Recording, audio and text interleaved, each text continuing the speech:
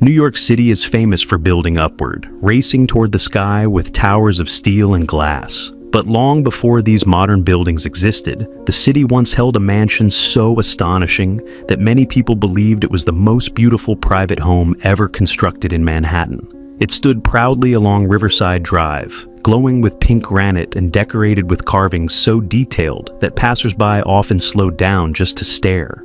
This grand palace was known as the Charles M. Schwab Mansion, a home built during a time when America's wealthiest families expressed their power, not through companies or bank accounts, but through unbelievable houses that looked as if they belonged in Europe.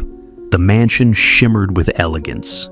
Inside its 75 rooms, ceilings were painted by hand with colorful scenes that looked like they belonged inside a royal palace. The floors were covered with tiny handmade mosaics that reflected light from sparkling chandeliers. The walls were wrapped in dark mahogany wood, an expensive silk brought from overseas. Every room felt like its own world. Outside, the gardens designed by Charles Welford Levitt created a peaceful space that separated the home from the noise of the growing city. To the people who lived in New York, the mansion felt like a reminder of the Gilded Age, a moment in history when money seemed endless and luxury seemed normal. Yet the story of this mansion ends in a way no one could have expected. A building so admired, so costly, and so enormous eventually vanished under the swing of demolition machines. Instead of a palace, an ordinary apartment building stands on the spot today. To understand how something so magnificent could disappear, we must learn about the man behind it. His rise, his dreams, his troubles, and his downfall shaped the fate of the mansion more than any architect or builder ever could. The boy who grew into a steel giant, Charles M. Schwab. Charles M. Schwab was not born into wealth. He came into the world in 1862 in a small Pennsylvania town where his father made blankets and his family lived simply. When Charles was old enough to work, he joined the Edgar Thomson Steel Works, a factory owned by the powerful industrial leader Andrew Carnegie. The steel mill was loud, hot, and exhausting, but Charles watched everything carefully and learned quickly. He understood machines, schedules, and the difficult tasks that pushed steel workers to their limits. What made Charles different from many workers was his personality. He was warm, friendly, and respectful. He knew how to encourage people and make them feel valued. These qualities helped him rise through the ranks until he eventually became president of Carnegie Steel, one of the most important industrial companies in America. His success continued when he became the first president of U.S. Steel, created by the influential financier J.P. Morgan. Later, he took charge of Bethlehem Steel, which grew into the country's second-largest steel company. By the time he reached middle age, Charles was one of the wealthiest men in the nation, admired for his leadership and his bold decisions. A marriage that shaped both their lives. In 1883, long before the mansion existed, Charles married Emma Urania Dinky, whom many close friends called Rana. She grew up in Weatherly, Pennsylvania, living a quiet life far different from the glamorous events she would later attend. When she married Charles, her world changed rapidly. She found herself surrounded by wealthy guests, glittering dinner parties, elegant dresses, and important social gatherings. Even though her life changed dramatically, Rana adapted with grace and loyalty. She supported Charles not only as a partner, but also as a thoughtful advisor. Whenever Charles considered a major business decision, he often discussed it with Rana. One of the most famous examples happened when he was offered an enormous sum, $50 million, for part of Bethlehem Steel. Instead of deciding alone, he asked Rana for her opinion. This moment revealed how deeply he respected her judgment.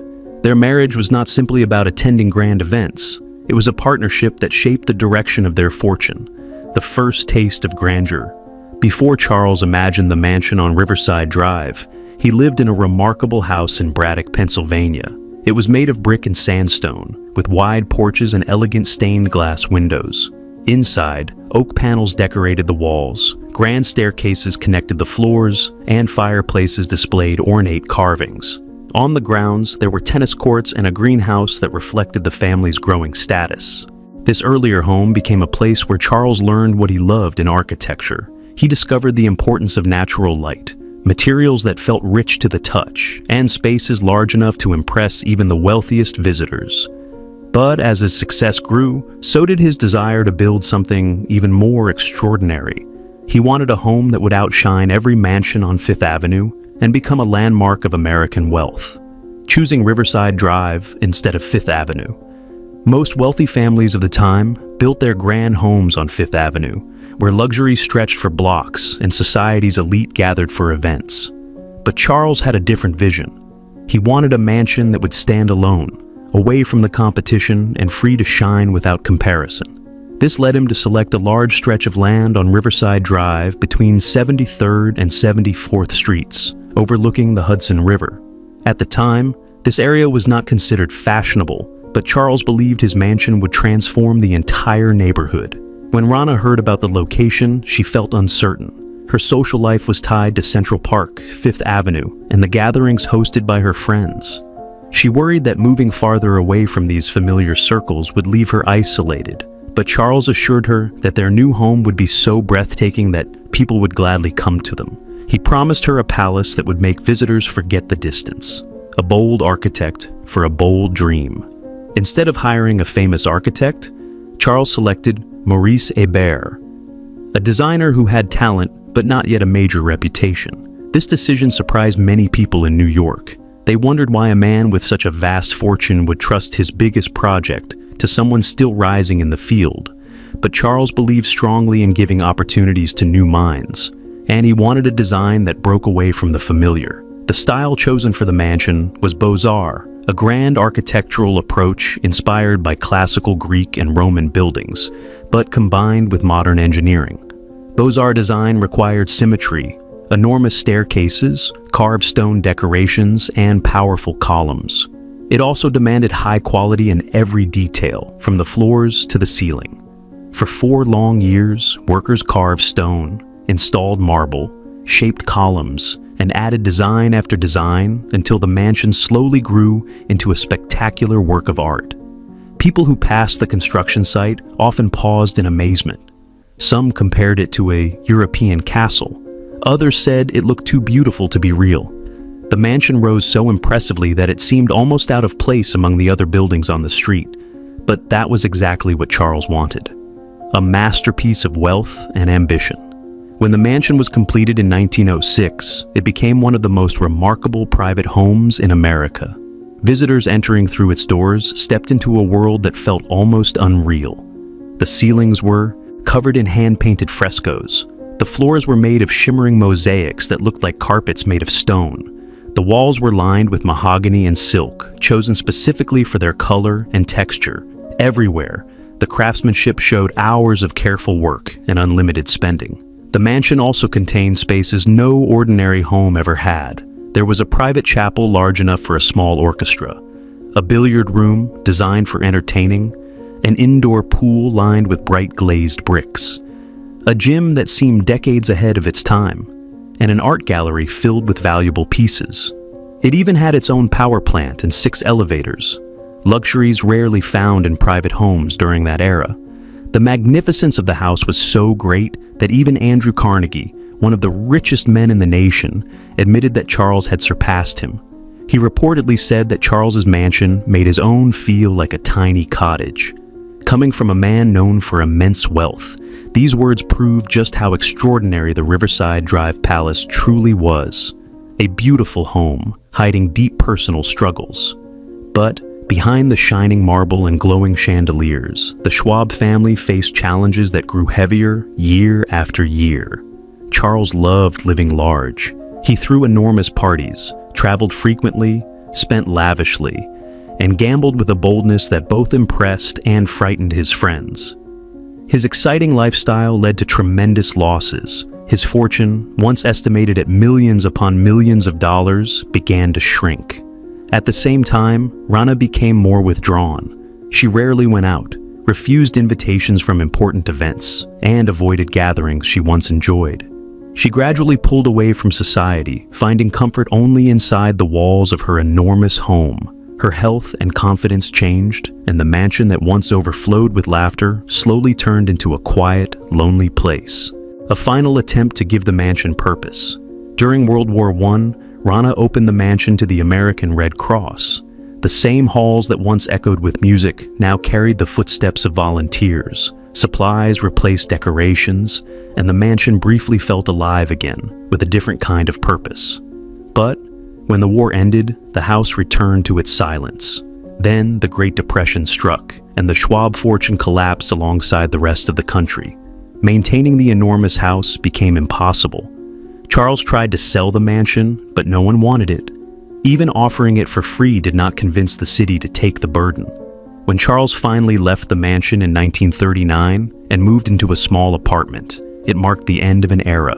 A year later, he passed away, leaving behind a house he could no longer afford.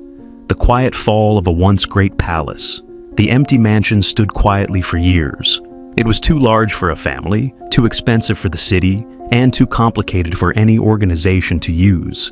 Every new idea to save it collapsed under the weight of the building's enormous cost. In 1948, workers began removing valuable pieces from the interior. The carved doors, marble pillars, and ornate decorations were taken out and sent to places where they could be used again. Many of these pieces ended up in Our Lady of Lebanon Cathedral in Brooklyn, where they still exist today. After that, demolition began. The grand rooms that once amazed visitors fell piece by piece. The beautiful frescoes, the shining mosaics, the sweeping staircases, and the towering walls all disappeared. In their place rose a red brick apartment complex called the Schwab House, which still stands on Riverside Drive. The mansion that had once symbolized American wealth, ambition, and creativity now lives only in memories, photographs, and stories of the Gilded Age. The rise of the Vanderbilt Triple Palace. As the Schwab Mansion story fades into memory, another enormous chapter of New York's Gilded Age begins to rise. One even larger, even richer, and even more influential. This new story takes us to Fifth Avenue, the center of America's high society, where the mighty Vanderbilt family once ruled with unimaginable wealth. Long before skyscrapers filled the skyline, the Vanderbilt name carried a power that echoed through every railroad, bank, and ballroom in the country. Their fortune was so vast that newspapers called them the first family of American wealth, and their homes reflected that title with walls of marble, floors of gold, and ceilings painted like ancient palaces. Among all the incredible homes the Vanderbilts built, one mansion became the most ambitious of them all. It was called the Vanderbilt Triple Palace, a massive structure that stretched across an entire block of Fifth Avenue between 51st and 52nd Streets. It was not one home, but three gigantic houses connected together, built for one father and his daughters, standing side by side like a fortress of luxury. To understand why this unusual estate existed, we must learn about the man who created it. William Henry Vanderbilt, the eldest son of Cornelius Vanderbilt, the founder of the family fortune. Growing up in the shadow of a giant, William Henry Vanderbilt was born into a household unlike any other in America. His father, Cornelius Vanderbilt, had risen from poverty to become one of the richest individuals the world had ever known. He built his empire through ferries, steamships, and eventually railroads, particularly the powerful New York Central Railroad. By the time William Henry was old enough to understand the world, his father had already turned himself into a legend, respected for his brilliance and feared for his ruthlessness. Although he inherited his father's name, William Henry did not inherit his father's personality. He was quieter, more thoughtful, and much more gentle. He worked carefully, studied patiently, and made decisions slowly. This contrasted sharply with the aggressive, sharp-edged approach that made Cornelius famous. Because of that difference, Cornelius often criticized his son harshly. At times, he called William Henry a blockhead or accused him of lacking strength. These insults stayed with William Henry for years. Instead of letting them defeat him, he turned them into motivation. He worked harder than anyone expected. He studied business, learned how the railroads functioned, and strengthened his understanding of finance. He wanted to prove, to both himself and to the memory of his difficult father, that he could carry the Vanderbilt name with pride and success. A sudden inheritance that changed everything. In 1877, the unthinkable happened. Cornelius Vanderbilt died, leaving behind one of the greatest fortunes in American history. The bulk of this massive wealth, railroads, investments, companies, and cash, went directly to William Henry Vanderbilt. Overnight, he went from being a son striving for approval to becoming the richest man in the world. But with this new wealth came enormous responsibility. The Vanderbilt name was not just famous, it was powerful. People looked to William Henry for leadership, for decisions, and for the direction of the family's future. And he took that responsibility seriously. He immediately began strengthening the already vast railroad empire, expanding routes, improving operations, and increasing profits. Under his control, the Vanderbilt fortune grew even larger than what his father had created. Yet there was something more personal that William Henry wanted to build, something that would be physical, visible, and permanent. Something that would prove he could stand on his own, not as Cornelius's son, but as a leader with his own legacy. This desire for a lasting symbol planted the first seed of the Triple Palace, the birth of a monumental idea. Just 1 year after his father's death, William Henry Vanderbilt purchased a large piece of land on Fifth Avenue. At that time, Fifth Avenue was already known for luxury, but it was still growing. Wealthy families built one grand mansion after another, each trying to outshine the other. The land William Henry bought was once part of a farm owned by Isaiah Kaiser, positioned directly across from St. Patrick's Cathedral. It was the perfect location to make a bold statement. Instead of building just one home, William Henry made a surprising decision. He wanted a property that could house himself and 2 of his daughters, Cornelia and Margaret, all under one enormous roof. But he didn't want it to feel like one giant building stuffed with separate apartments. He wanted 3 massive homes, each with its own private entrance, its own halls, its own rooms, and its own identity, connected subtly in a way that still made them feel united. The result would eventually be called the Triple Palace, a name that captured its magnificence perfectly. Designing 3 palaces in one. To bring this idea to life, William Henry hired 2 talented architects, John B. Snook and Charles B. Atwood. Their job was not simple. They had to design 3 mansions that looked separate from the outside, but flowed together from the inside. Each home needed grand staircases, ballrooms, dining rooms, libraries, art rooms, and bedrooms. The combined structure needed to stretch across the entire block, rising tall and proud above Fifth Avenue. While Snook was listed officially as the architect, many experts believe that Atwood and the famous Herder brothers, well-known designers of the era, played larger roles than they were publicly credited for. In fact, there were even debates about who truly deserved recognition for the mansion's design. Letters appeared in newspapers arguing over whose imagination should be celebrated. The confusion only added to the mansion's mystery. As construction continued, hundreds of workers filled the site. Marble arrived from Europe. Woodwork was carved by expert hands. Steel beams were installed, a cutting-edge technique at the time, and soon the Triple Palace became one of the earliest large homes in New York to use a steel frame, a feature normally reserved for early skyscrapers. Rooms filled with imagination and power. By 1882, the Triple Palace was nearly complete. It stretched across the block like an enormous royal estate.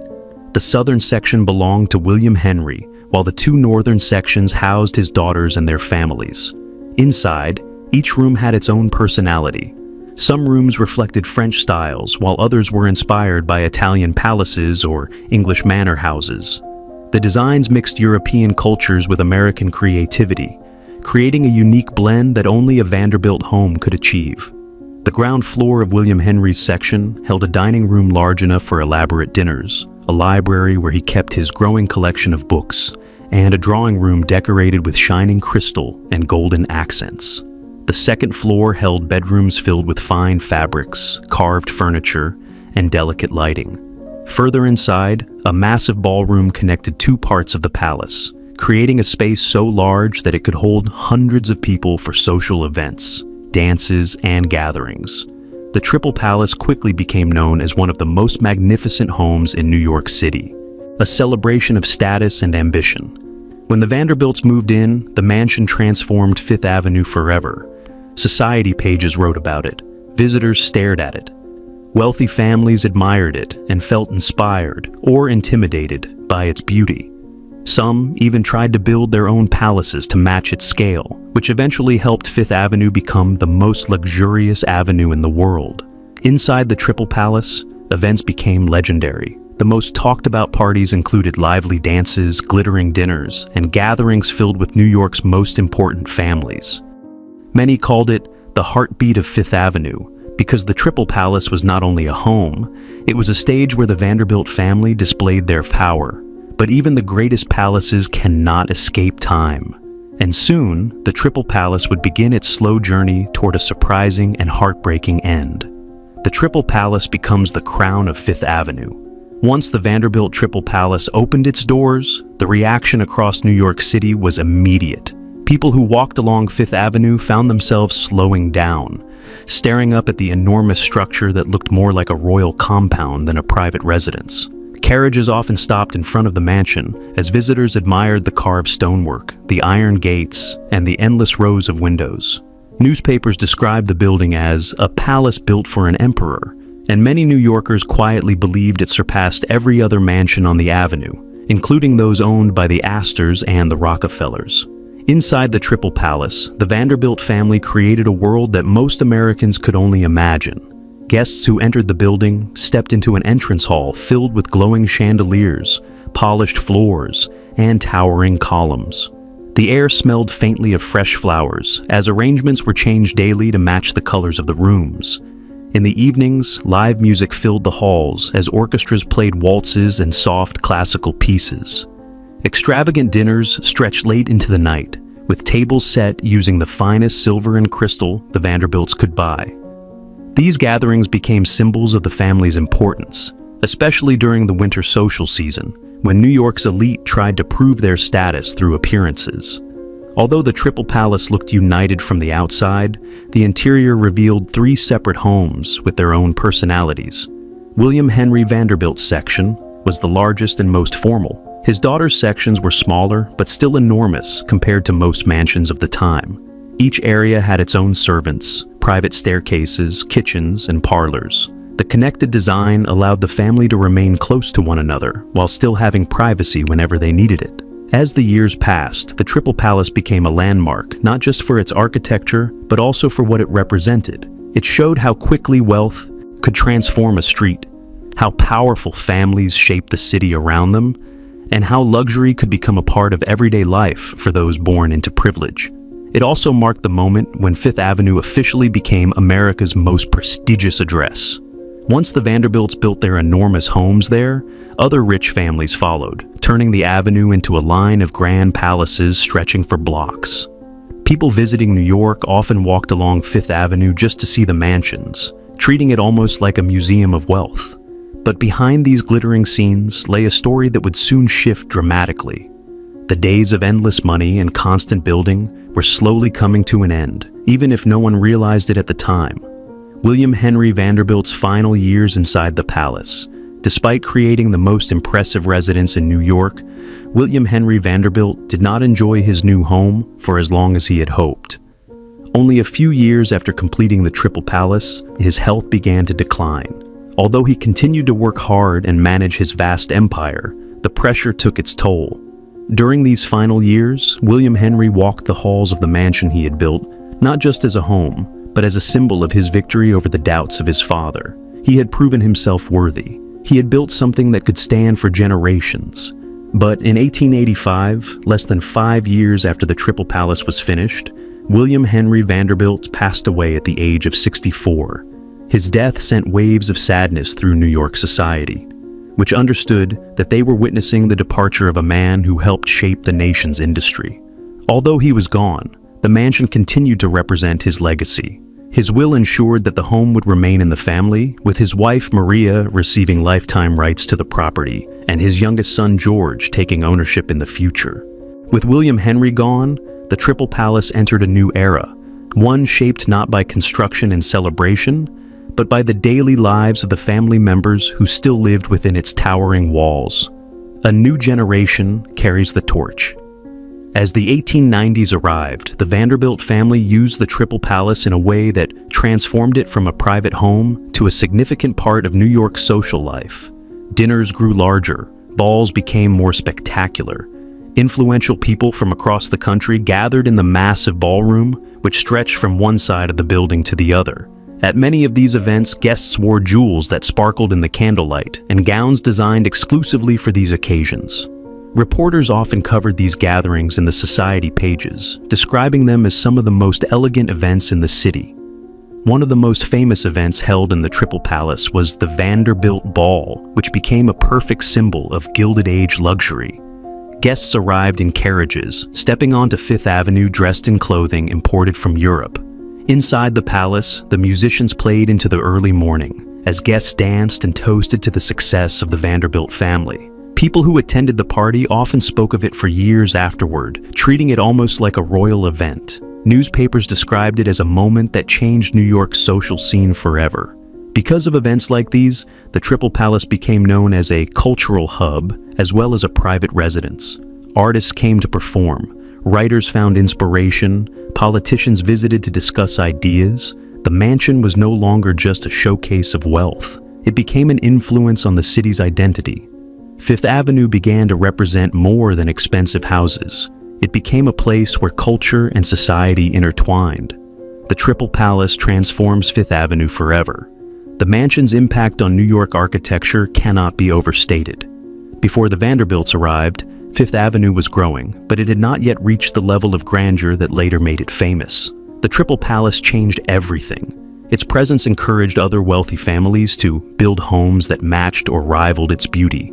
This competition created an avenue filled with palaces, each designed to stand out.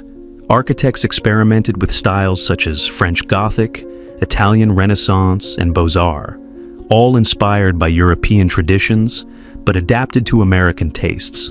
As these new mansions appeared, Fifth Avenue slowly developed into the world's most luxurious residential street. Tourists began to visit the avenue purely to admire the architecture. Travel guides included it as a must-see attraction. People who lived far from the city dreamed of walking down Fifth Avenue one day to see the enormous homes of the American elite. The Triple Palace stood at the center of this transformation. While every mansion contributed something, none had the same scale, the same ambition, or the same message. It was a reminder of how quickly wealth could reshape a city when placed in the hands of a single powerful family. But even as Fifth Avenue reached its golden age, change was coming fast. New York was growing. Businesses were expanding. The economy was shifting.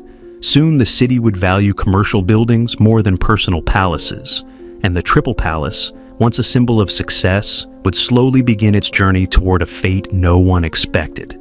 The mansion that had shocked the city with its beauty would eventually shock it again, through its disappearance. A new century brings new pressures to Fifth Avenue. As the 1900s approached, New York City began to change faster than anyone had expected. The same streets that were once quiet and lined with elegant homes were now becoming crowded with shops, hotels, offices, and streetcars. The city's population was exploding, and businesses were desperate to find space near the center of activity. Fifth Avenue, once protected by wealthy families who believed it would always remain residential, suddenly found itself in the path of unstoppable growth. Buildings that seemed permanent in the 1880s were now standing in the way of progress. The Triple Palace remained as impressive as ever, but the world around it was transforming. New stores appeared only a few blocks away. Hotels began rising near Central Park. Traffic increased to the point where Fifth Avenue was sometimes filled from morning until night. People who lived in the area complained about the noise, the smells, and the constant movement. The peaceful environment that had once attracted the wealthy was slowly disappearing. Inside the Triple Palace, the Vanderbilt family still hosted elegant gatherings, but even they could sense the change happening outside. The younger generation of Vanderbilts talked about moving farther uptown, toward quieter neighborhoods near the 60s and 70s where new mansions were being built. Some family members even considered moving to the countryside for more privacy.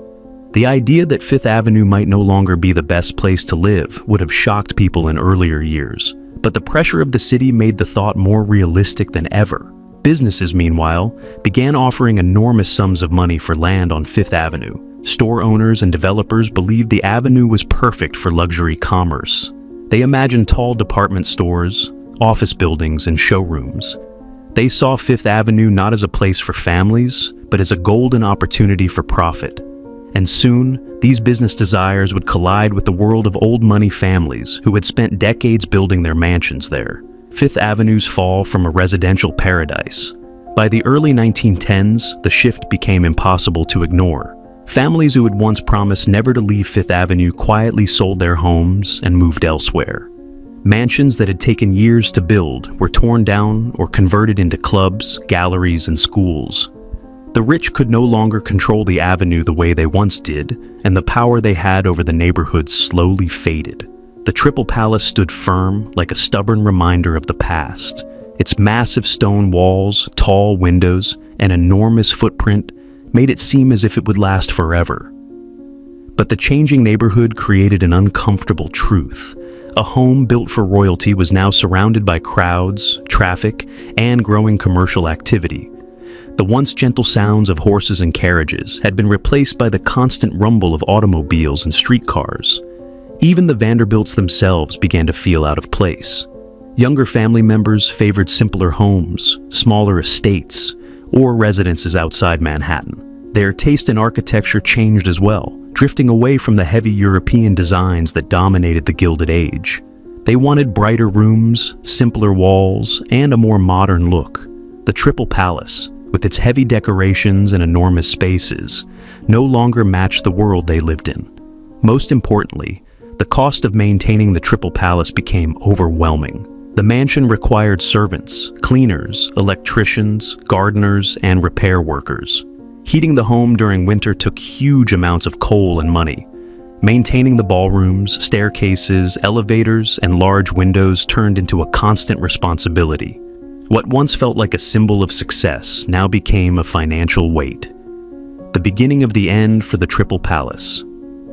When Maria Louisa Vanderbilt, the widow of William Henry Vanderbilt, passed away in 1896, the future of the Triple Palace became uncertain. While the mansion continued to operate as a grand residence, but it no longer served the unified family purpose it once did.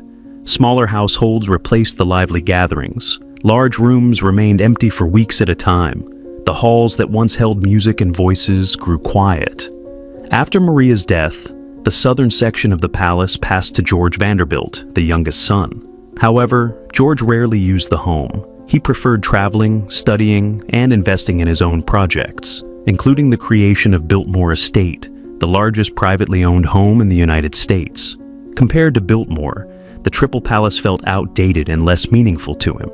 Because of this, the mansion slowly lost the emotional connection that held it together. As the years passed, the family realized that keeping such a massive structure alive made little financial sense. The mansion was simply too large for modern living and too expensive for a world moving rapidly toward efficiency. The final decision was made quietly. The Triple Palace would eventually be sold, but selling such a grand home was not simple. Business developers wanted the land, not the building. And so, the fate of the Triple Palace was sealed. No matter how beautiful or historic it was, its value in the eyes of the city was measured only by the commercial space it could become. A palace reduced to rubble. In the 1920s, Fifth Avenue completed its transformation from a quiet stretch of elite mansions to a booming commercial center. Luxury stores lined the sidewalks. New towers rose quickly. As more wealthy families moved uptown, the Vanderbilt Triple Palace found itself surrounded by developments that made it seem old-fashioned and out of place.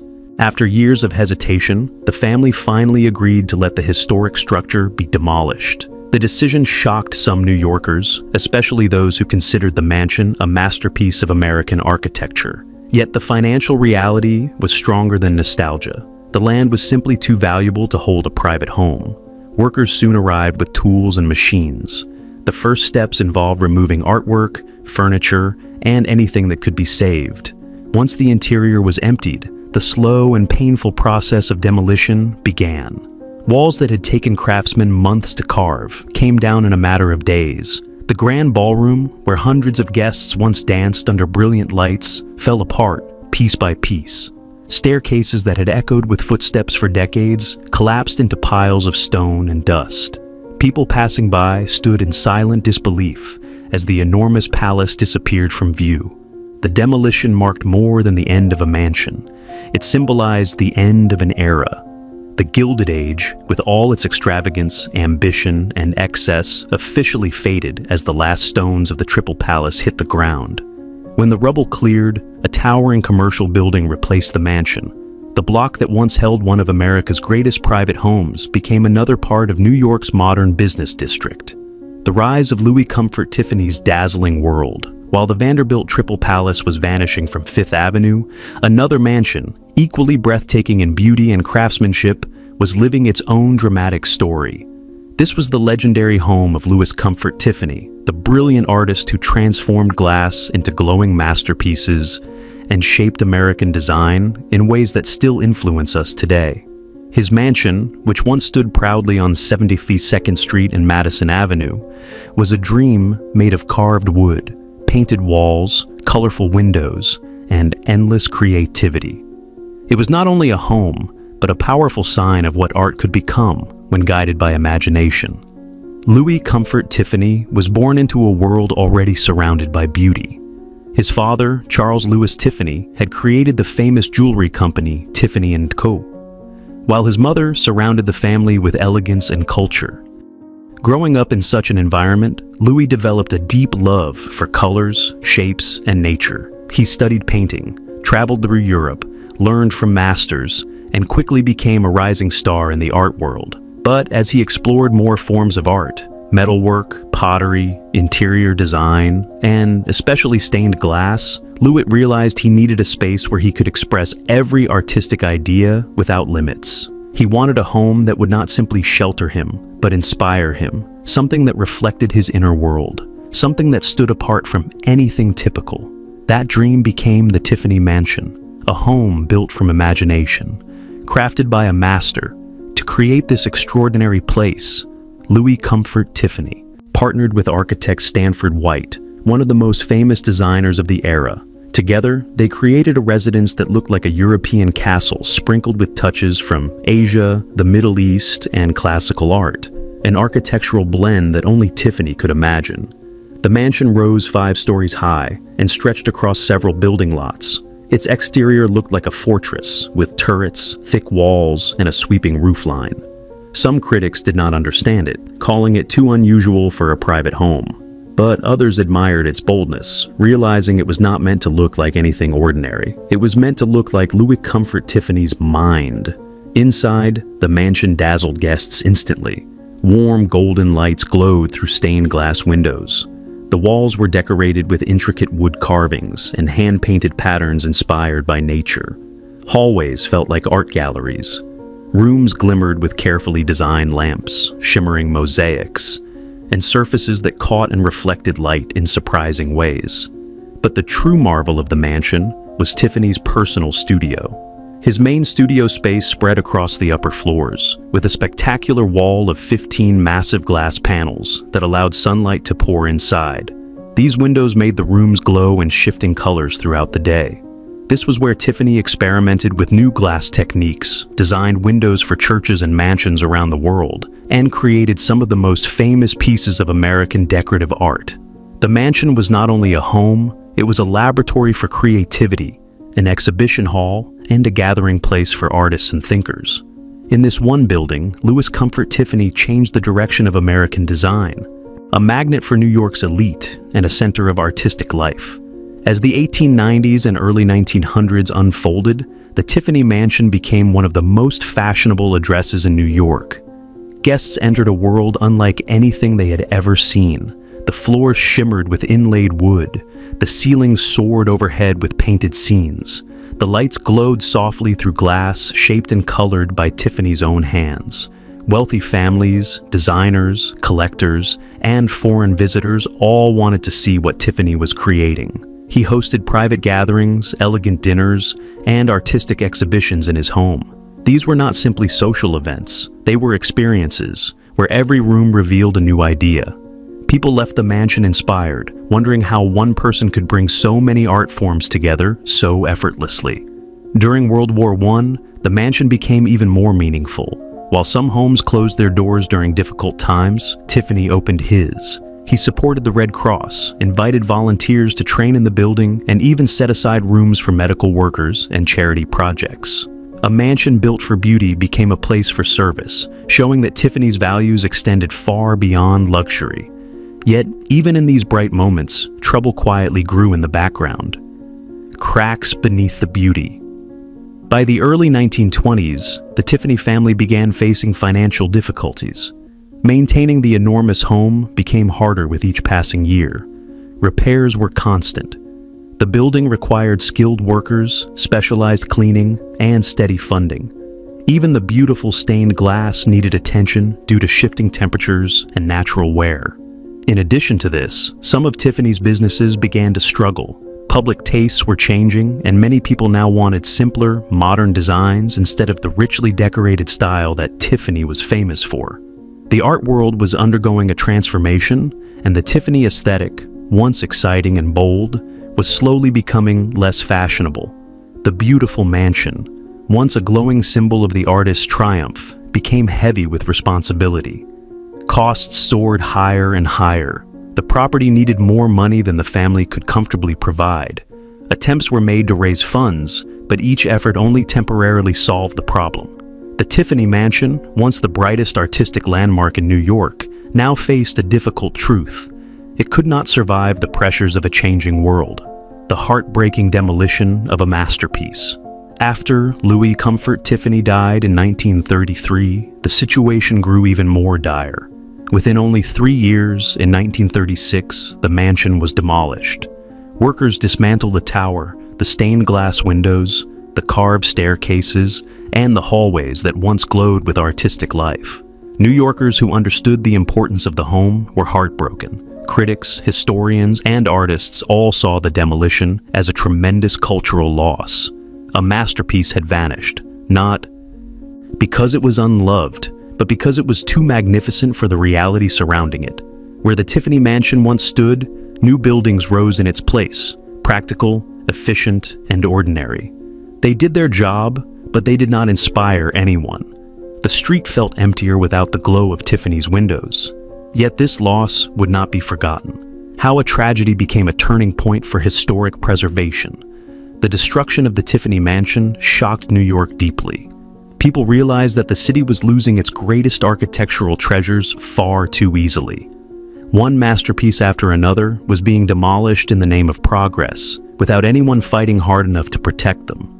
This public frustration eventually led to a major turning point. In 1965, New York City created the Landmarks Preservation Commission, a powerful organization dedicated to identifying and saving historic buildings before it was too late. This movement later protected irreplaceable landmarks such as Grand Central Terminal, the Villard Houses, and countless others. In a way, Louis Comfort Tiffany's demolished mansion became a silent supporter of every preservation victory that came afterward. Its loss became a lesson the city refused to repeat. Even without its physical structure, the spirit of the Tiffany Mansion still survives. It lives in museums, in films, in books, and in the stories told by those who understand what once stood there. It lives in every stained glass lamp, every shimmering window, and every person who recognizes the magic of Tiffany's art. The mansion may be gone, but the legacy of its light remains unbroken. The Astor family's battle for dominance and the birth of the Waldorf legend. While artistic brilliance shaped the Tiffany Mansion and quiet elegance defined the Schwab estate, another story was unfolding in New York City. One built not on creativity or family warmth, but on rivalry.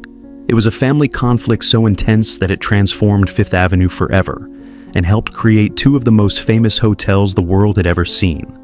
At the center of this saga were two cousins, William Waldorf Astor and John Jacob Astor IV. They belonged to one of America's oldest, richest, and most powerful families. The Astors controlled shipping, real estate, and massive tracts of Manhattan land. Their wealth was so enormous that by the late 1800s, people said, the Astors own New York. But wealth rarely brings peace. Within the Astor family, relationships were complicated, especially between William and his aunt, Caroline Schermerhorn Astor. Known simply as Mrs. Astor, she ruled the city's high society like a queen, deciding who was important enough to attend the city's most fashionable events. When she favored other relatives over William, a deep resentment began forming. This bitterness would lead to the creation of the Waldorf Hotel. A mansion becomes a battlefield, and a hotel rises from pride. In the 1890s, William Waldorf Astor inherited his father's mansion at the corner of 5th Avenue and 33rd Street. This was prime land surrounded by the homes of the elite, but he had no interest in staying near Mrs. Astor, who lived right next door in her own mansion. Annoyed by their rivalry, William decided to do something drastic. He tore down his father's mansion and built a grand hotel on the site, a building so luxurious that its opening shocked New York society. This hotel, the original Waldorf, rose 12 stories high, towering over the stately homes that once lined the avenue. Its richly decorated rooms, glittering chandeliers, and lavish banquet halls represented everything modern and exciting. Some people were outraged. They claimed a hotel did not belong in such a refined neighborhood. Others saw it as a bold symbol of the new era. But everyone understood what William had done. He had placed a giant reminder of his power right beside the home of the woman who had excluded him from her social empire. The feud was now built in stone. John Jacob Astor IV answers the challenge. Across the street, John Jacob Astor IV, younger, ambitious, and eager to surpass his cousin, watched the Waldorf rise. He believed he could outshine it. Inspired by European palaces, he imagined a hotel so elegant that it would eclipse the Waldorf entirely. So, he purchased the land beside his mother's mansion and constructed an even grander structure, naming it the Astoria Hotel. Taller, more ornate, and filled with advanced amenities, the Astoria became the rival to the Waldorf. But this rivalry did not last long because businessmen quickly saw something else. Combining both hotels into one gigantic luxury complex would create the most impressive hotel in the world. The two cousins reluctantly agreed. Their buildings were connected by a marble corridor known as Peacock Alley. With this union, the Waldorf Astoria was born, creating a single stunning hotel that instantly became the center of elite life in New York. Together, the hotels had hundreds of rooms, lavish dining halls, golden ceilings, and spectacular ballrooms where society gathered for charity events, political celebrations, and royal visits. The Waldorf Astoria became the heartbeat of high society, a palace for the powerful and the most famous meeting place in America. Yet, even as the hotel flourished, Fifth Avenue continued to change, and not for the better. A golden palace crushed by time and progress, the Waldorf Astoria enjoyed years of fame, hosting presidents, dignitaries, entertainers, and wealthy travelers from around the world. Its restaurants were world famous, its parties were legendary, its hallways buzzed with conversation from every corner of society. At night, its rooms glowed like lanterns against the city skyline. But the world moved on. By the early 1900s, the wealthy families who once lived on Fifth Avenue were leaving. Noise from traffic grew louder, shops crowded the sidewalks, and new skyscrapers blocked the sunlight. Mansions that once stood proudly now looked out of place beside towering commercial developments. The hotel remained profitable for a while, but newer buildings with modern elevators, stronger steel frames, and more efficient layouts began to overshadow it. The Waldorf Astoria, designed in the lavish 19th century style, could not compete forever with the streamlined technology of the 1920s. When the Great Depression hit in 1929, luxury travel dropped sharply. The enormous cost of maintaining the building strained its owners, and developers began eyeing its land, the same land that had once belonged to the Astor family, as a perfect location for something even bigger. That something bigger would change New York's skyline forever. The Empire State Building replaces a legend. In the late 1920s, the land beneath the Waldorf Astoria was sold. Plans were announced for a skyscraper taller than any the world had ever seen. The hotel closed its doors, and the once glittering corridors became silent. Workers took down the chandeliers, removed the carpets, emptied the kitchens, and carefully stripped the building of anything valuable. Then the demolition began. One by one, the walls fell. The ornate ceilings, the marble pillars, the decorated hallways, and the sweeping staircases were all reduced to rubble. New Yorkers watched with mixed emotions: sadness for the loss of an icon, excitement for the modern marvel taking its place. By 1931, the Empire State Building opened on the same site, instantly becoming the tallest building in the world. Where elegant chefs once prepared meals for kings and presidents, steel beams now stretched into the clouds. The Waldorf Astoria name did not die, however. A new hotel bearing the name opened on Park Avenue shortly afterward. But the original structure, the place that symbolized rivalry, wealth, and American luxury, was gone forever. A reminder of how fast a city can change.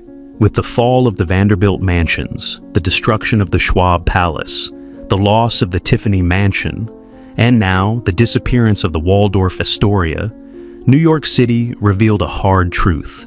Even the grandest structures are not safe from progress. Buildings that seem permanent can vanish in months. Neighborhoods transform in the blink of an eye. The stories of these vanished Gilded Age mansions show how a city always chooses growth over memories. But they also show something else: how these buildings shaped culture, inspired creativity, and defined the spirit of an era when wealth was displayed like a crown. Even though many of them no longer stand, their stories continue to echo through books, films, museums, and the imaginations of people who wonder what New York once looked like. And the next mansion to face this fate would be even older, even more mysterious, and even more beloved than the hotels or palaces before it. That mansion was the Dakota. The Dakota, a strange castle, rises far from the city's heart. Long before it became a landmark of mystery, tragedy, and celebrity life, the Dakota was considered a daring experiment, almost a risky gamble. When it was built in the early 1880s, most New Yorkers believed the Upper West Side was too far away from everything important. At that time, the city's cultural and social energy lived below 59th Street. Wealthy families built their mansions around Fifth Avenue and Central Park South, not miles uptown. Anything past the park felt isolated, empty, and even rural. Yet one man saw a different future. Edward Clark, the wealthy head of the Singer Sewing Machine Company, imagined a new type of living: luxurious apartment life on a grand scale. He believed New Yorkers would eventually crave the comfort and safety of apartment living without sacrificing elegance. In his mind, the city needed a building that offered the luxury of a mansion with the convenience of modern living. So he took a bold step and decided to build such a place himself. When Clark chose the remote site on 72nd Street, people shook their heads. They said the location was so far from active neighborhoods that it might as well be in the Dakota Territory, which was hundreds of miles away. The nickname stuck, and Clark embraced it. He proudly called the development the Dakota, a name that suggested both independence and vision. Little did anyone know that his risky idea would eventually become one of the most celebrated and iconic residences in America, a fortress of beauty, mystery, and European inspiration. Construction began with grand ambition. The Dakota was designed to resemble a European castle, complete with turrets, gables, archways, and carved ornaments. The exterior was built with red brick and sandstone, colors that captured the sunlight differently at every hour of the day. Some people thought the building looked too dark, too heavy, or too dramatic, but others admired its bold presence and the way it towered over the quiet landscape. Inside, the Dakota felt even more extraordinary. The wide hallways, tall ceilings, and huge oak doors gave the building a sense of importance usually reserved for palaces. Each apartment was designed like a private home, with fireplaces, massive living rooms, decorative woodwork, and thick walls that provided silence in the middle of the growing city. Large windows faced Central Park, catching the beauty of golden sunsets and snowy mornings. More importantly, Clark wanted the Dakota to be self-sufficient. The building included its own heating system, laundry rooms, servants' quarters, and even special hallways where staff could move discreetly without disturbing residents. These ideas were far ahead of their time. Modern apartment buildings still use concepts that were first tested here. The Dakota wasn't just a residence, it was a statement. It announced that luxury living did not need to be tied to one part of the city. A palace could stand anywhere, as long as it was built with vision, a home for artists, thinkers, and world-changing voices. By the early 1900s, the Dakota had become widely admired. It attracted writers, musicians, painters, actors, and creative thinkers who were drawn to its atmosphere. Unlike many wealthy homes of the era, the Dakota felt welcoming to people who valued imagination as much as money. Artists like Edward Hopper, writers like Edith Wharton, and musicians like Leonard Bernstein lived within its walls. They saw the building not just as a place to sleep, but as a quiet retreat where creativity could grow. While some residents preferred privacy, others enjoyed the lively conversations that sometimes filled the hallways or the courtyard. The building developed a reputation as a sanctuary for talent. The Dakota also stayed strong during economic hardships like the Great Depression. While other luxury buildings struggled, the Dakota remained desirable. Its charm, design, and history protected its value even during times when the world outside suffered. Wealthy New Yorkers continued to seek it out, knowing they were securing not only a home, but a piece of cultural history. Hollywood discovers the Dakota. As decades passed, the Dakota gained even more fame. Its dramatic exterior and Gothic features caught the eye of filmmakers who wanted locations that looked mysterious, elegant, and slightly haunting. Movies such as Rosemary's Baby used the building as a backdrop, and television productions often featured it when they needed images of old New York charm. The Dakota was no longer just a building. It had become a symbol, a character in stories that reached millions. People began visiting the building simply to look at it, photograph it, or admire its details. Tourists paused at its front gate. Writers described it as a European castle in the middle of Manhattan. The building's reputation grew each year, blending myth with reality. But the most defining moment in the Dakota's history, and the saddest, was still to come. The tragedy that changed the building forever. On the night of December 8, 1980, the world changed at the Dakota's entrance. John Lennon, legendary musician and member of the Beatles, returned home with his wife, Yoko Ono. As they approached the archway of the building, a man stepped forward and shot Lennon 4 times. The news spread instantly across the globe, leaving millions devastated. People gathered outside the Dakota holding candles, singing Lennon's songs, and grieving together. For days, the sidewalk became a sea of flowers, photos, tears, and messages from fans. Even today, the area remains a quiet memorial for one of the world's most beloved musicians. Inside the Dakota, the mood shifted permanently. Residents mourned the loss of a neighbor who had brought music, peace, and kindness to the world. The building, once famous for elegance and artistry, became forever linked to a moment of heartbreaking violence. Yoko Ono continued to live in the Dakota after Lennon's death. She turned their home into a place of remembrance filled with art, photographs, and memories. Her presence kept Lennon's spirit alive in the building, and she later helped create Strawberry Fields, the peaceful section of Central Parks dedicated to him. From grief to renewal, the Dakota adapts again. In the years that followed Lennon's death, the Dakota struggled with its public image. Some people felt the building carried sadness, others wanted to move past the tragedy. But through it all, the Dakota remained strong. It tightened its security, improved the screening of new residents, and made sure the building stayed safe and welcoming. As decades passed, the Dakota regained its image as one of the most exclusive and desirable homes in New York. Celebrities, authors, business leaders, and creative figures sought to live there. The building combined old-world charm with modern safety and convenience, creating an environment impossible to copy elsewhere. Renovations in the 2000s and 2010s strengthened its structure, updated its systems, and preserved its original beauty. Today, the Dakota stands as a perfect blend of past and present, a building that has survived tragedy, mystery, and passing trends, yet still shines with the same elegance it held in 1884.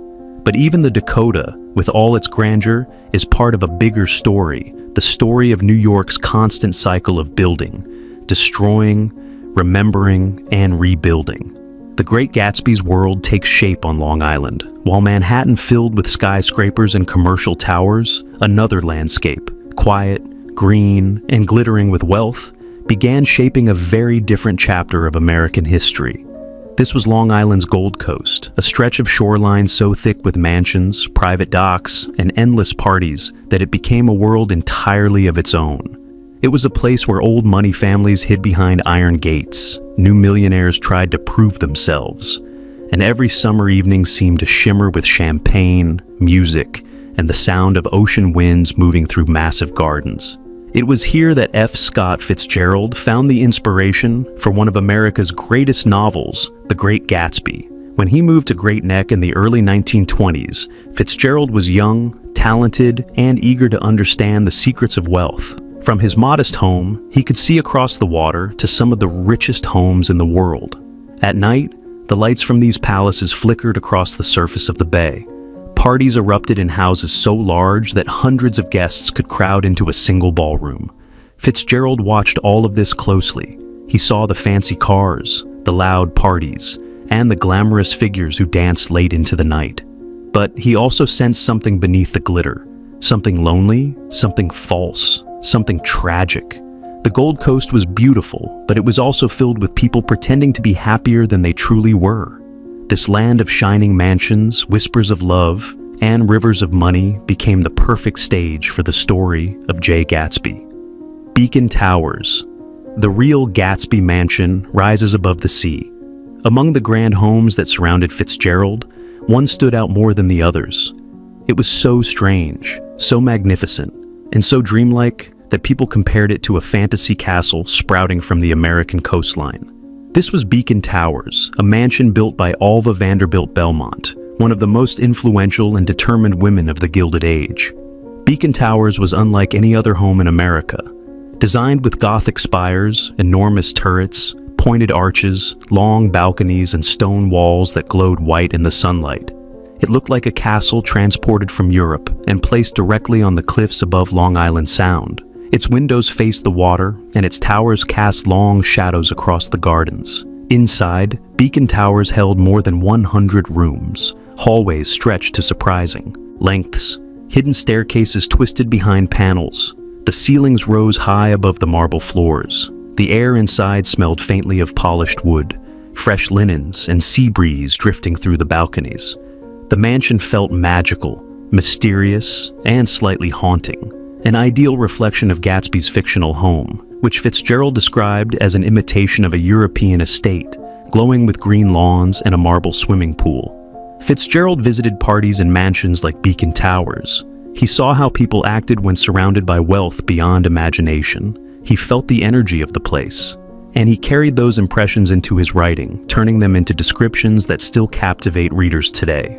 Beacon Towers became the architectural soul of Gatsby's mansion, beautiful, unreachable, and doomed to disappear. Land's End, elegance, luxury, and the world of Tom and Daisy. Not far from Beacon Towers stood another mansion, equally impressive but very different in atmosphere. This was Land's End, a mansion widely believed to be the model for the home of Tom and Daisy Buchanan. Where Gatsby's home was dramatic and filled with longing, the Buchanan residence symbolized old money comfort, stable, graceful, and smug. Land's End sat on a gentle rise above the shore, offering sweeping views of the water. The house was wide and elegant, with white columns, broad verandas, and manicured lawns that reached all the way to the edge of the bay. Its charm came not from mystery, but from refinement. Exactly the sort of place where Daisy Buchanan would wear soft dresses and talk quietly in rooms filled with flowers and sunlight. Fitzgerald knew this world well. He had visited homes like Land's End during his time on Long Island. He saw the distinction between old money families, calm, confident, and exclusive, and new millionaires like Gatsby who had to prove themselves constantly. The contrast between these two types of homes became one of the novel's greatest themes, turning houses into symbols of identity. Land's End represented the world of comfort that Gatsby desperately hoped to enter. But in reality, that world was impossible for him to reach. Pembroke, the mansion of unforgettable parties. Across the water from these estates stood Pembroke, a mansion where Fitzgerald likely attended some of the wildest parties of his life. Built in Glen Cove, Pembroke belonged to Captain de Lamar, a wealthy industrialist known for his generosity and taste for entertainment. Later, the home was purchased by theater businessman Marcus Lowe, whose connections brought Hollywood actresses, directors, and performers to the estate. Pembroke was enormous, 60,000 square feet of marble floors, carved wood panels, glittering chandeliers, and long halls that echoed with music. Guests arrived in chauffeur-driven cars, walked past glowing lanterns, and stepped inside rooms filled with laughter and the clinking of glasses. Fitzgerald absorbed everything: the stepping of shoes on polished floors, the smell of cigars mixed with perfume, the sound of orchestras playing late into the night. The mansion featured its own private dock, stretching into the water like an arrow. At night, lanterns illuminated the end of the dock, creating a tiny glowing point that might have inspired the famous green light at the end of Daisy's Pier. It was a symbol of longing, distance, and the dream that always remained just out of reach. Pembroke's atmosphere of celebration and sadness lingered in Fitzgerald's memory and became the emotional heart of Gatsby's parties, bright on the surface, empty underneath. Harbor Hill, the grandest mansion of them all.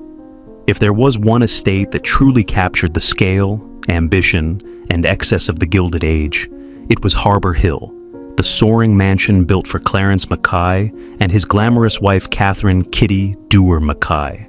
Rising high above Roslyn Harbor like a crown, Harbor Hill was composed of 80,000 square feet of elegance, making it one of the largest private homes in the United States.